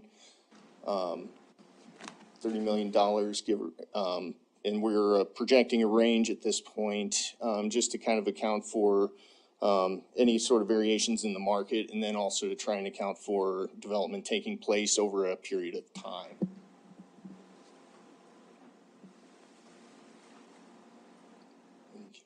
That's it? Any questions? Okay, very good. Thanks, Mike. I'll start you off with some questions, and then council, I'll kick it to you. The master plan's 170 pages with appendices, about 70 or 65 pages or so of 67, 69 pages of primary report itself. And I think it's excellent. I think I like the result of that came out. I appreciate the analysis. It's really, I think, a great snapshot of what a great park would look like. The problem, of course, is money.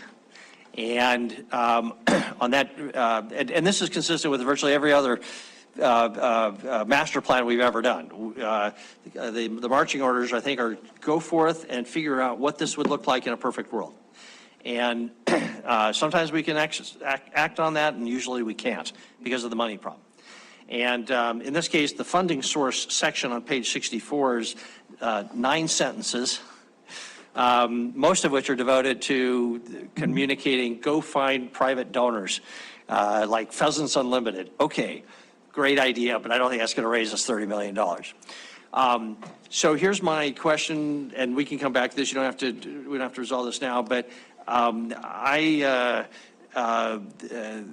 know that the development agreement that was developed in 2002 and approved by this body, not we're not that old, but a previous version of us, does address funding requirements for us to go through. No simple answers in there, but things like that we will investigate creation of a park district, construction and maintenance district, that we will ask developers when they go to be annexed about getting contributions for the park. Use of cash in lieu funds, which we have some out there for this project.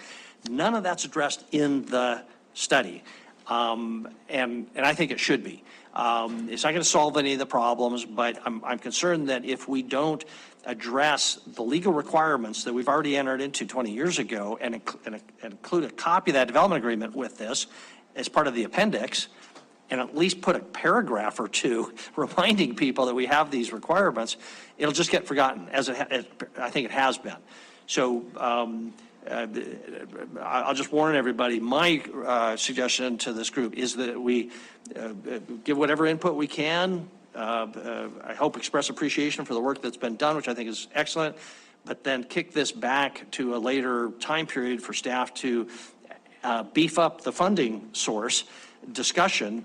It's not going to result in any panaceas or perfect answers, but at least to address in particular what the development agreement says on that area of funding and anything else that the staff wants to come up with. So Mike, if you want to address that, feel free to do so. We don't have to deal with it right now, but I just wanted to get that out there. And more generally, I think all of our plans should be more attentive to the funding issue.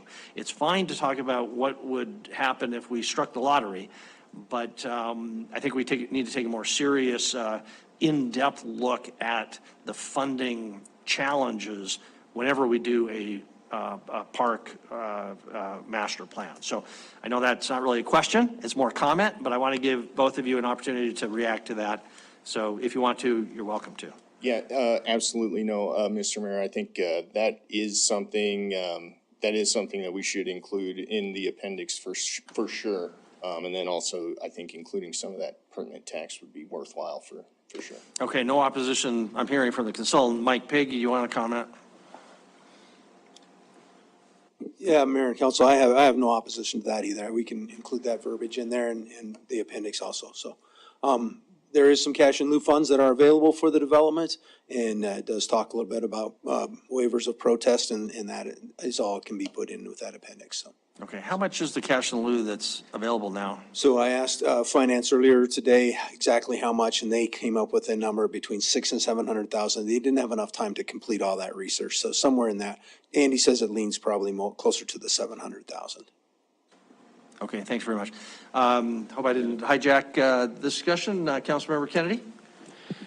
Yes, I'm going to vote against it, and because of funding. And after reading the article in the paper this weekend, that we have such a budget crisis in the Parks Department, if there's $700,000 cash in lieu, why isn't it going towards the parks that need some of this funding? And if you're going to take the cash in lieu or whatever into and just start funneling it into this park, then I think we're going to be in deeper problem with the parks we have. I can't proceed with a new park until we start looking at what we have that needs, that Mr. Pigg has brought into the press time after time after time on the crisis we have with not funding the parks. Thanks. And Mike, go ahead. Okay, thank you. Mayor, the cash in lieu item on that, it is, according to the development agreement, that cash in lieu funds, any park that's developed or any cash in lieu that's given within 1.5 miles of that park is dedicated to Cottonwood Park per that development agreement. So that's why those dollars are tied up with Cottonwood Park. Very good. Councilmember Owen, Councilmember Gulick, Councilmember Tiswell, Councilmember Neese. So, Mike, we have a little bit of a challenge that I don't know if you've thought through very much. I'm sure you have. But I think when the Parks Department is developing master plans, my experience with Castle Rock Park was it's in a very inclusive process. It really, I mean, I didn't participate in this one, but at least the one that I participated in asked a lot of people what they wanted. It was evidence-based. I mean, it really was. It is, as the mayor characterizes, sort of a big picture vision, but it's pretty inclusive of what people want. So the park is designed to kind of have that feel that this is what the people in the vicinity, the highest users, are most desiring of. And I think that's really valuable. At the same time, we have to have this kind of equity idea, right? That we don't sort of gold plate certain parks and not do that in others. And so when I look at the budget for Cottonwood, it's big and that's fine. There's this potential disparity. So there's a planned community center at Castle Rock Park and a planned community center at Cottonwood Park. And when we did the planning for the community center at Castle Rock Park, it was budgeted at about $4.7 million. And the one here, I think, is approximately almost $8 million. Now, some time has passed, right? And inflation has gone up.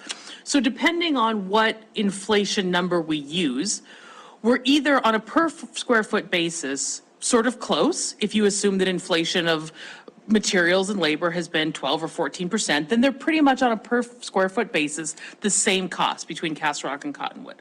If you assume that that materials and labor is more like 4 or 5%, they're wildly different costs.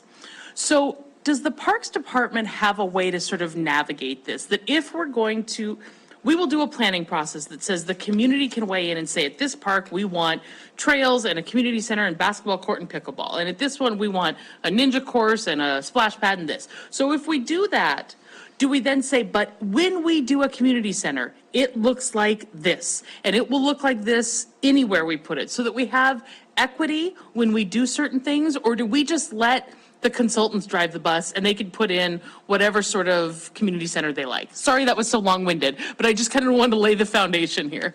Thank you, Councilmember Owen.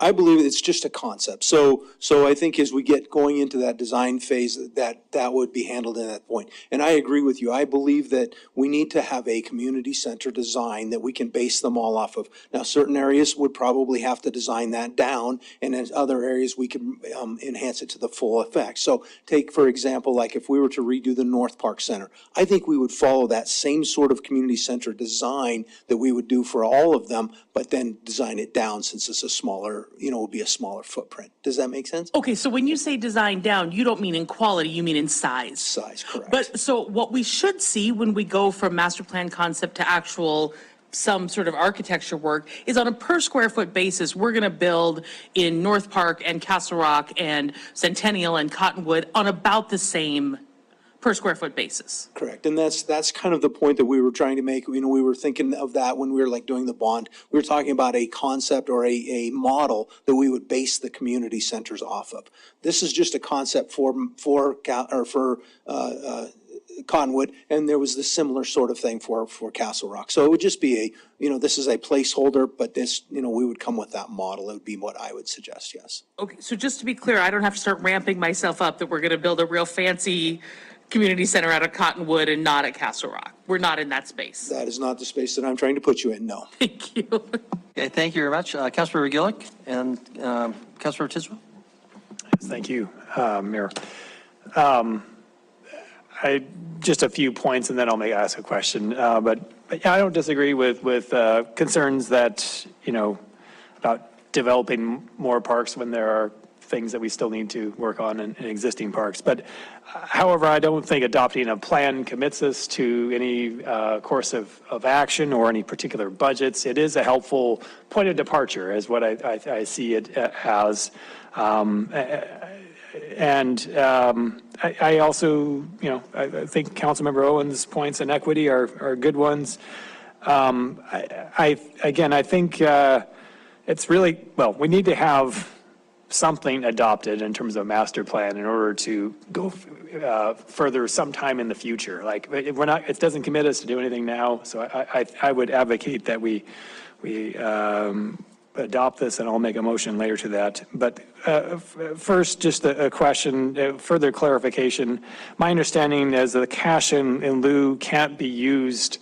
Can you refresh my memory in terms of how cash in lieu works and where it can be used in terms of our park system?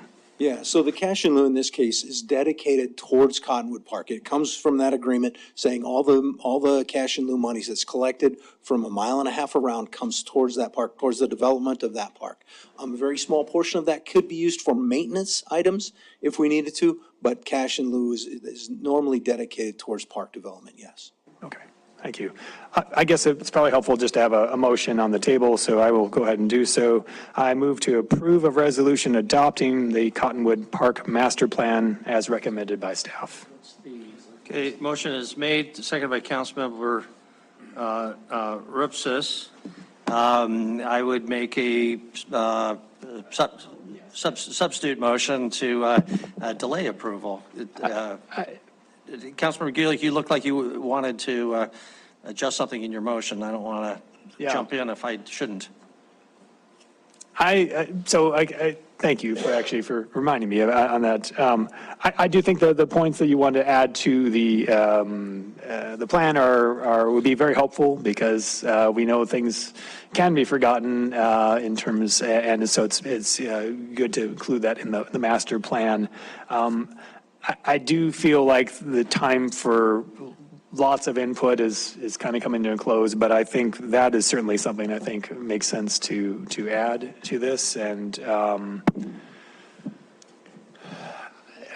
I don't know that we need to, I think we could still vote on it, and I make my motion to add that to it, to adopt this master plan with the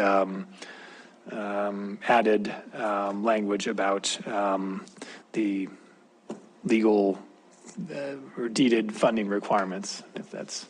Okay, so your motion is to approve with the condition that the development agreement be attached as a appendices. Yes. And that language be added, and I had specifically mentioned on page 64 dealing with funding sources to describe the requirements of the development agreement and anything else that staff wanted to add concerning funding. Is that your motion? Yes, thank you for.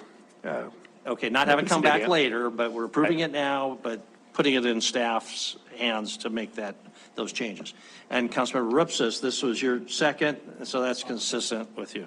Okay, so that's the motion that's before us. Councilmember Tidswell and then Councilmember Neese. Councilmember Tidswell, you had your hand up? Yeah, Mr. Peak, what do we do right now to maintain that property as a city? Currently, we mow the weeds along the edge, and when it's required. There was a drainage issue a few years ago, and that's when Public Works came in and put that berm along the southern end to stop that drainage issue. So some things like that are being addressed, but other than that, there's no maintenance going on there. No maintenance at all? Correct. Mayor? Councilmember Tidswell. So 600,000 to 700,000 in cash in lieu, and I can't remember what the figure was, 46 or 64 in private donations right now. But we haven't scratched the ground of that thing yet, right? We have not done anything, no. What would be the timeline, or what would be the target to scratch the ground in any capacity over there? Well, first off, we have to approve a master plan so that we have the guiding document that gets us there. Then we would have to have some sort of a design or idea to go forward with, to put forward to decide if that's what the community was looking for. All right, by the time this thing comes to fruition, we're going to need landing pads for flying cars over there. So that, I don't see this happening in the next 30, 40 years. I don't see it happening. I would like to know what we're doing building up to that. Maybe just a partial dog park, maybe someplace that I can walk and take my kids. Do you see that happening at some point? So we do have the cash in lieu funds that are available, and I think those could be utilized then to start developing out that park, whether it's a trail on that northern end or, whatever kind of qualifies, whatever the guidelines of the master plan give us, we could put trails through there or start to work towards that dog park on that southern end, yes. That would be, tell me timeline, what years, 5 years, 3 years, tomorrow? We could bring it forward in next year's CIP process. If that's so the desire of the council, we can definitely do that with next year's CIP process. But this has to be in place before we do anything on that ground, correct? That's how it supposedly goes, yes. Okay, thank you. Thank you. Okay, thank you, Councilmember Neese. Thank you, Mayor. I was going to second your motion that you put on the table before it got changed, but I won't be able to support that motion because it's way too open-ended. Anything the staff wants to do. And so I think that's just not even, I don't even think that's a motion we should be making. But I did have some questions about this.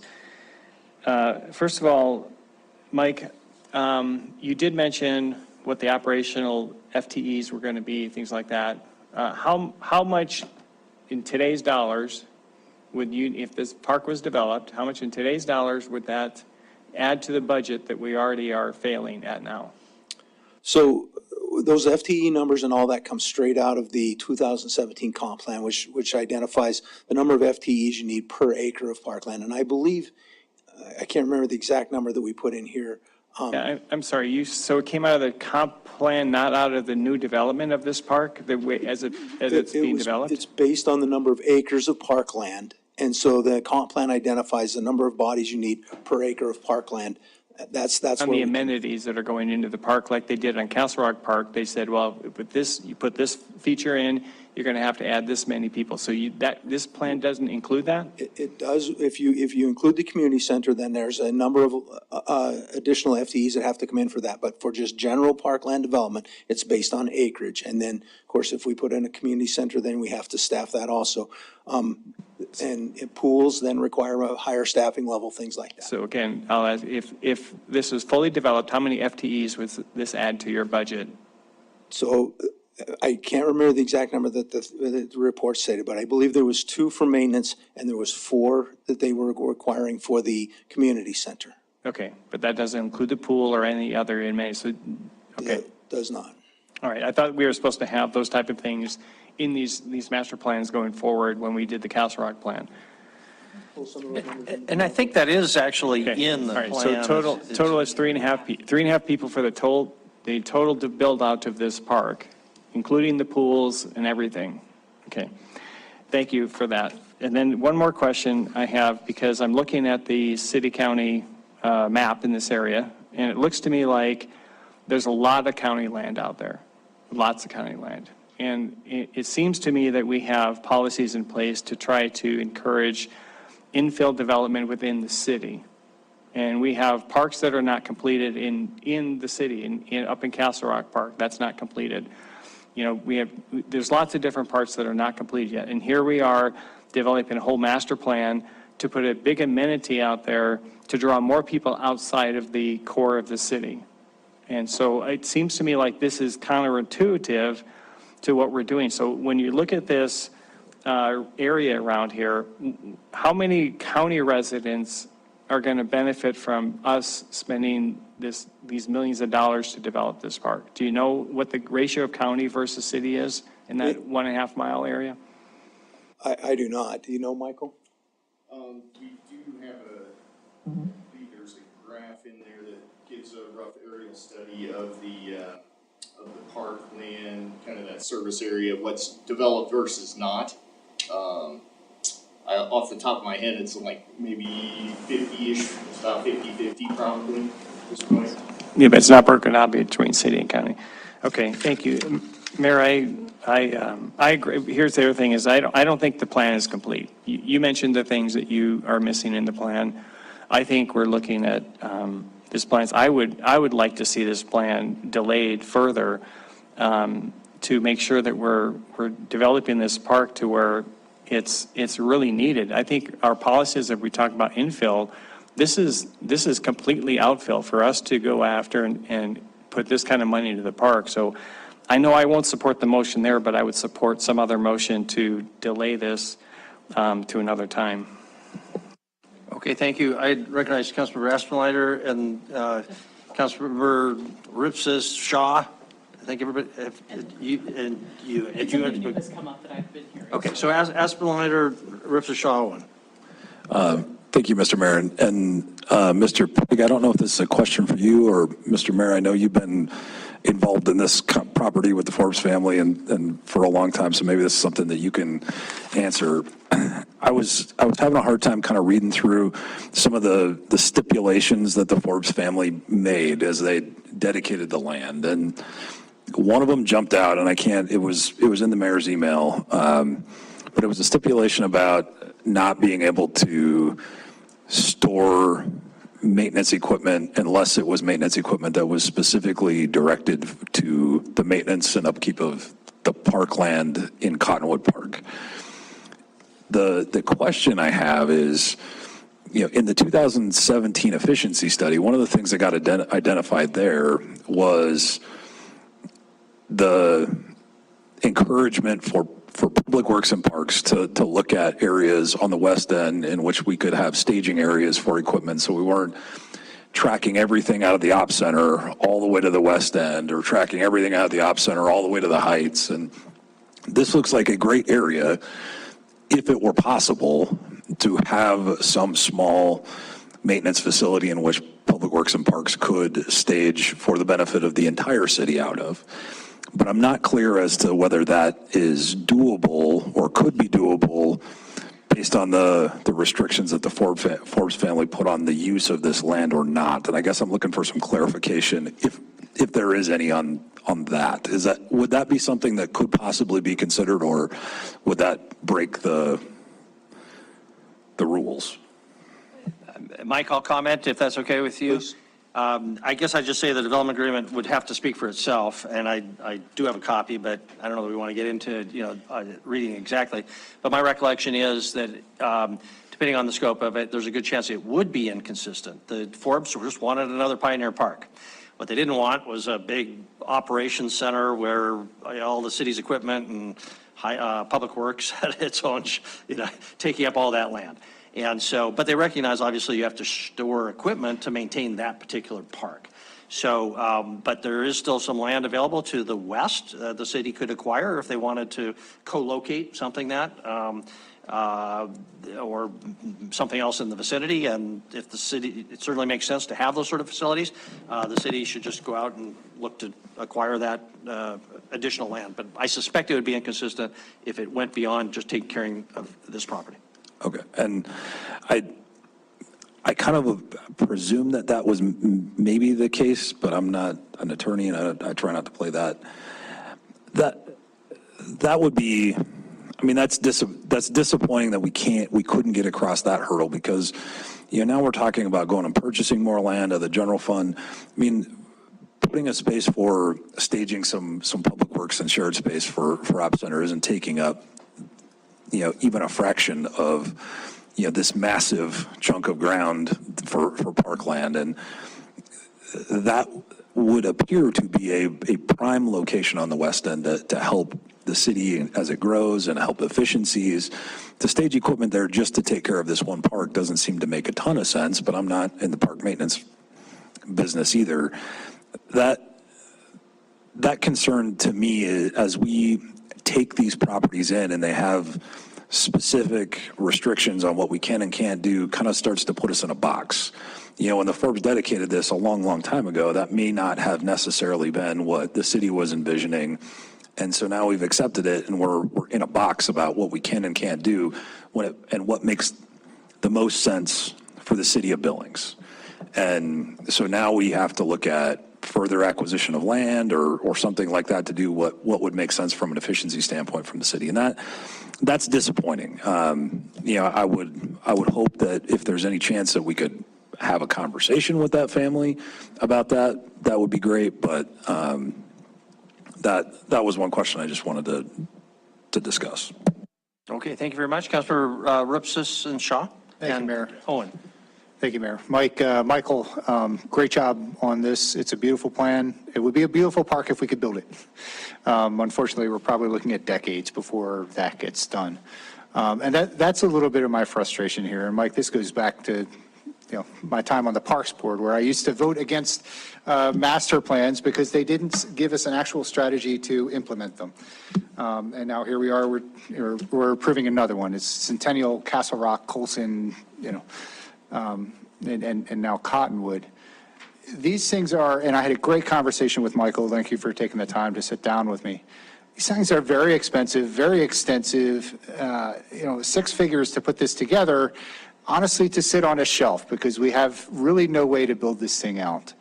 And we see this over and over again, that this body requires of you this kind of really detailed level analysis of how much is it going to build, and how make sure you get those estimates right, because you don't ever get to change them in the future. Because you said it was going to be a $20 million park. Don't you come back and tell us it's $25 million now.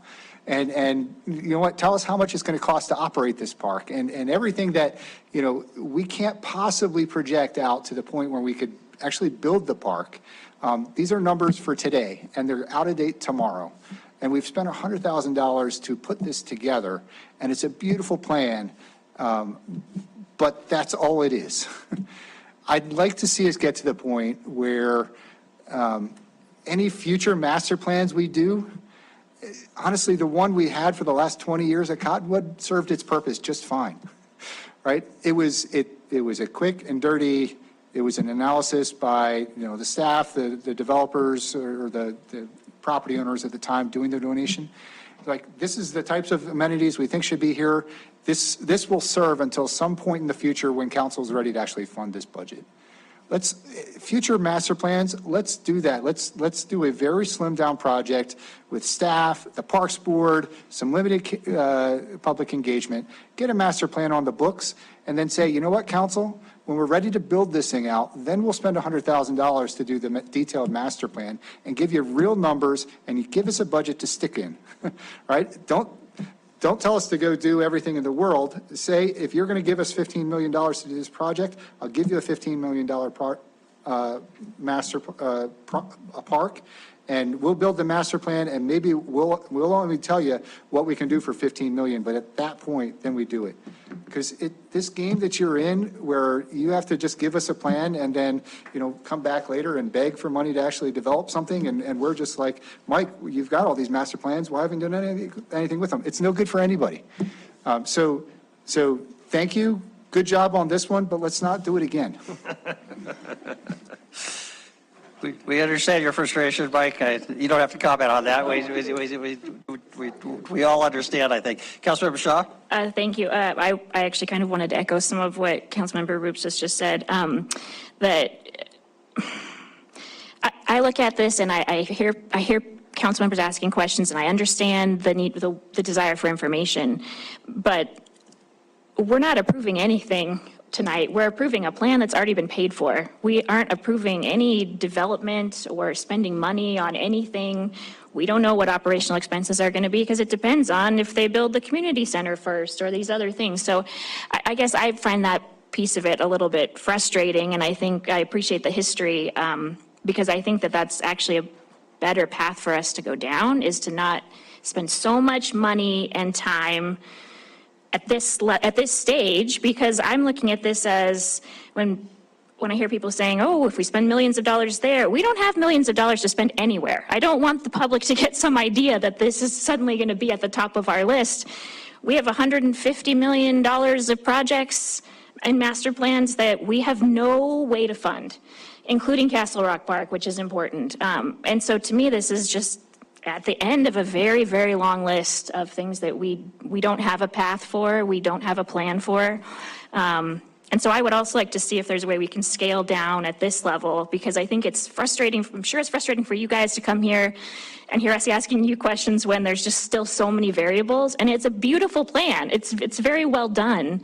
But I do feel like we're in this kind of game of, well, we approve it, but where does it fit on the list of all the other master plans we've already approved, and we don't even have a funding path for any of those. And so it's frustrating also for me, because I would like to see Castle Rock Park developed. I would like to see, some of these other projects that we've been talking about for a long time happen. and we're getting bogged down, in my opinion, in kind of this one that I just, flying cars is probably not unrealistic in terms of when this is, I know in terms of when this is going to be built out. So I would encourage us just to pass this so that we can move on and then have the conversation about in the future, what do we do differently? Very good, thank you. I'll recognize Councilmember Owen, and the Councilmember Boyette's had his yellow hand up. So Councilmember Owen? So I have, I think, sort of a similar question with a slightly different take on it. And I will be happy for you to tell me that I'm wrong with what I'm about to say. I think there are definitely those of us on council who want to see us build out what we have before we do new things. And I think if you asked all 11 of us what the order of who was first in line is, you'd probably have 14 opinions on what was first in line. So figuring out kind of which parks should be built first before we do others, or which, that's tricky. But when I look at the development agreement, it seems to say that actually Cottonwood might jump to the front of the line. And so I'm curious if that's what you think, because the development agreement includes this language that sort of says once a master plan is developed, city staff shall begin developing annual proposals for the CIP. Now, council can strike those or move them. That's up to us. But certainly Centennial doesn't have that requirement. Castle Rock doesn't have that requirement. Two things have been done at Castle Rock Park because Councilmember Neese stood up and fought for them. The investments that have happened at Centennial were because Councilmember Clark stood up and fought for them. So some of the parks, Colson, some of those others, they don't have anything that obligates you to start putting them in the CIP. But I think Cottonwood does. Do you think that's the case? And if so, how are we going to balance this out? So I think what everybody has said is right, that we don't have the funding to do all of the parks. But it seems to me like Cottonwood has a forcing mechanism. And I'm just curious if that's how you interpret it, and then what we should expect to see in CIPs going forward if this is adopted tonight. Yeah, and thank you for the question. Yeah. So I want to give just a little bit of background as to why this master plan was even presented, okay? And it all had to go back to the bond. So we were going forward, we were working towards the bond, and everybody was saying, you don't have a plan, how can you build anything? And so they said, we were pushed into, let's go ahead and finish Castle Rock, or Cottonwood Park's master plan. So now we have a plan so that as we go forward to looking at bonding capacity and the monies that could be spent there, we had a plan for that dollars. So that's why this master plan came forward in the beginning, right from the start. So now I do agree, it says I shall bring to you something every year in the CIP. Per the agreement, I will bring something every year per the agreement. It may be the exact same thing every year if we don't have the funds to fund it, but we do have the $700,000 in cash in lieu, which we could start utilizing to build out small portions of this park.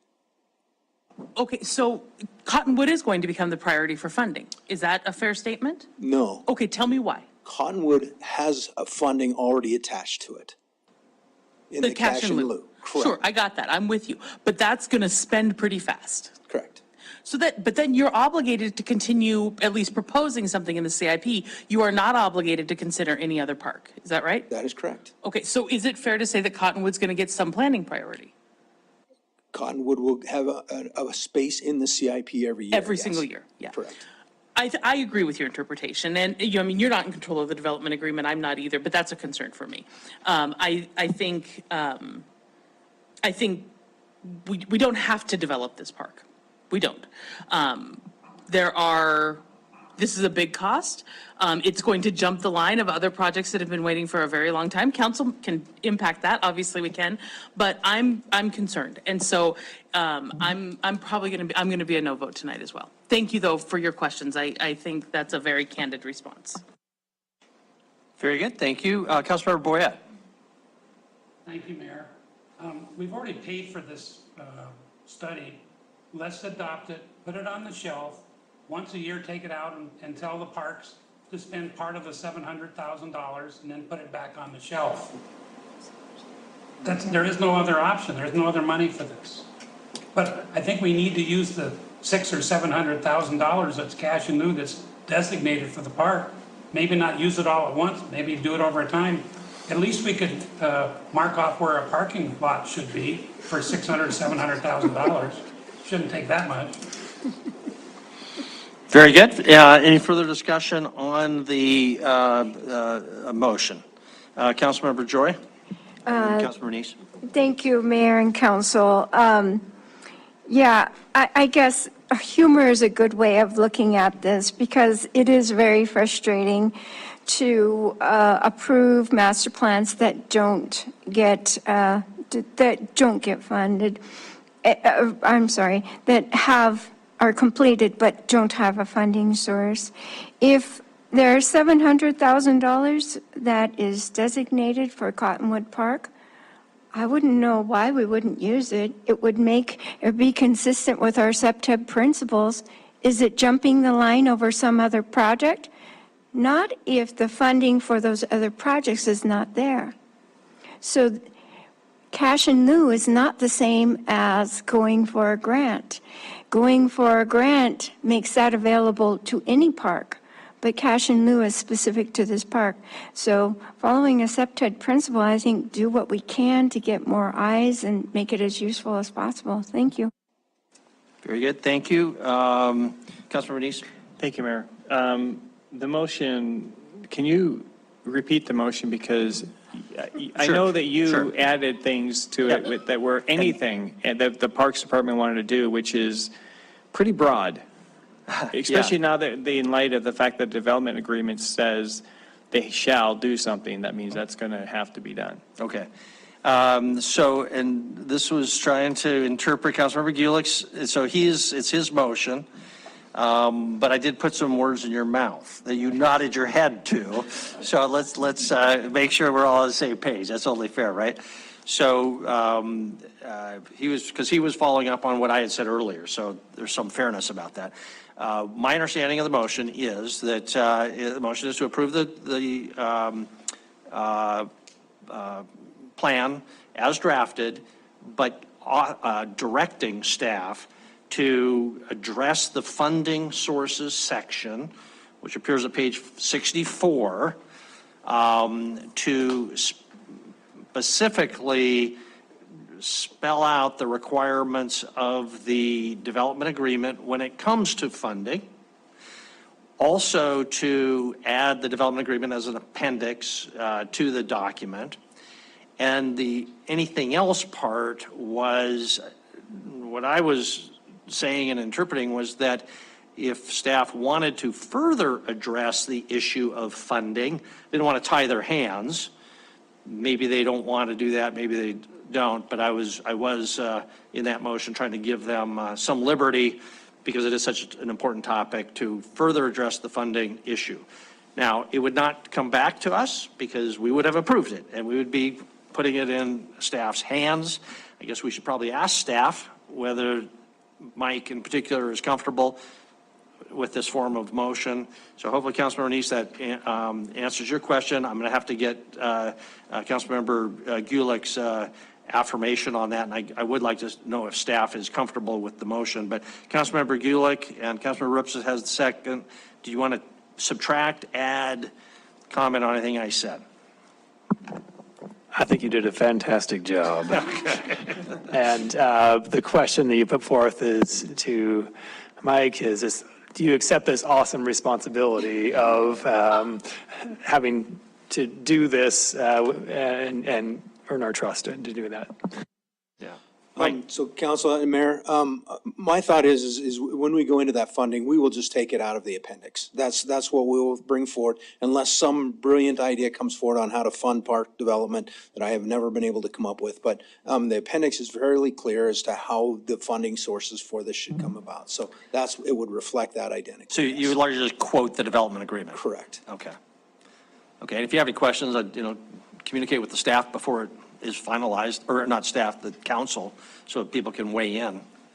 Okay, so if that clarifies the motion, Councilmember Rupsis, you nod your head. No, nothing further. Okay, so are we ready to vote on the proposed amendment? I will vote in favor. In a perfect world, it would come back. We'd all see exactly what the language is, but I do see some value in just moving this forward and not belaboring it. So I will vote in favor of this. Okay, the motion, Councilmember Kulik, seconded by Councilmember Rupsis, in favor of that motion for approval with those stipulations, please say aye. Aye. Aye. Let's just do a show of hands. If in favor, please raise your hand. Voting in favor, council members Shaw, Gulick, Joy, Cole, Rupsis, Boyette. If in opposition, raise your hand. Voting in opposition, council members Neese, Owen, Kennedy, Tidswell, and Aspenlighter. So the motion passes 6-5. I think that concludes then item number 5. And we previously resolved item number 6. So that takes us to public comment on non-agenda items, after which we will address Councilmember Kennedy's initiative. Is there any public comment on item number, or I'm sorry, on non-agenda items? No one is coming forward. There's no one in the room with us, so we'll close that period or that item and turn it over to Councilmember Kennedy. Councilmember Kennedy, I think this was what you talked about with, if you had one additional copy. This is what I think Councilmember Boyette and you talked about today. So we got copies of that if you want. I met with Mayor and Council. Is it okay if I pass these? Sure. I met with Chris Kurkowski and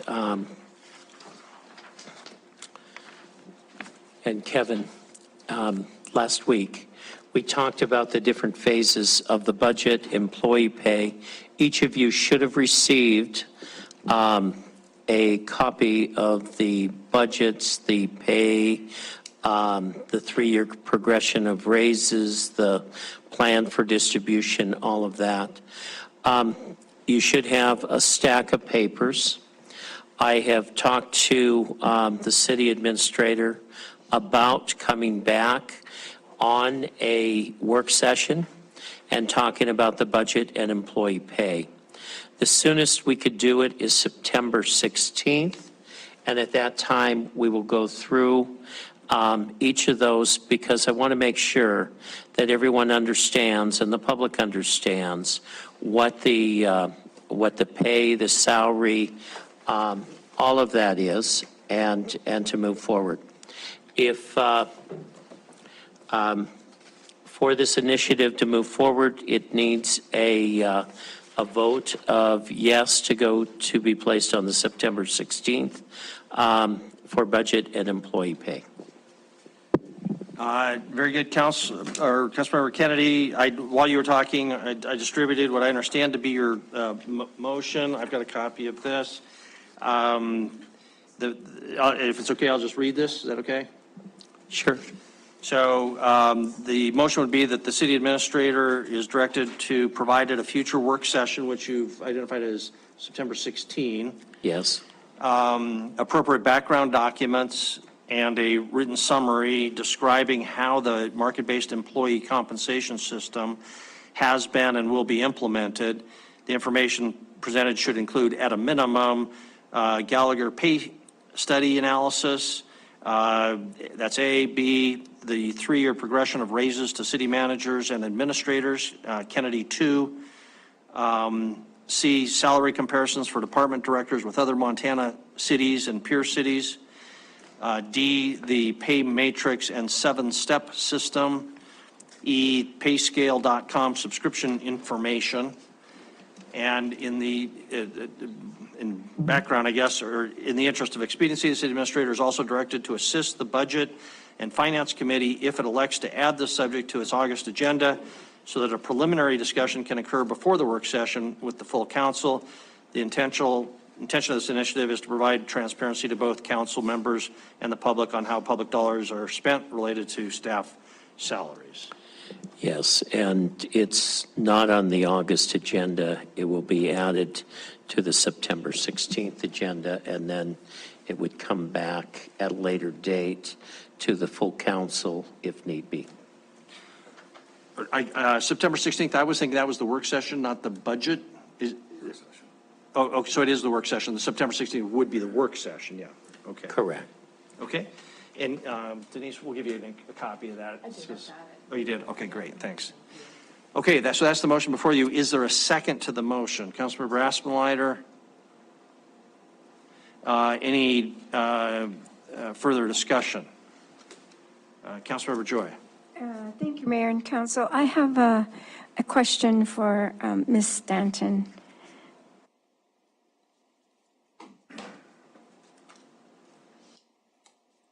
Good evening, Mayor and Council. I just wanted to ask a question because you've been waiting patiently. No, I'm just teasing. Has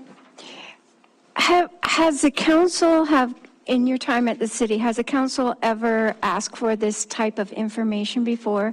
Number one.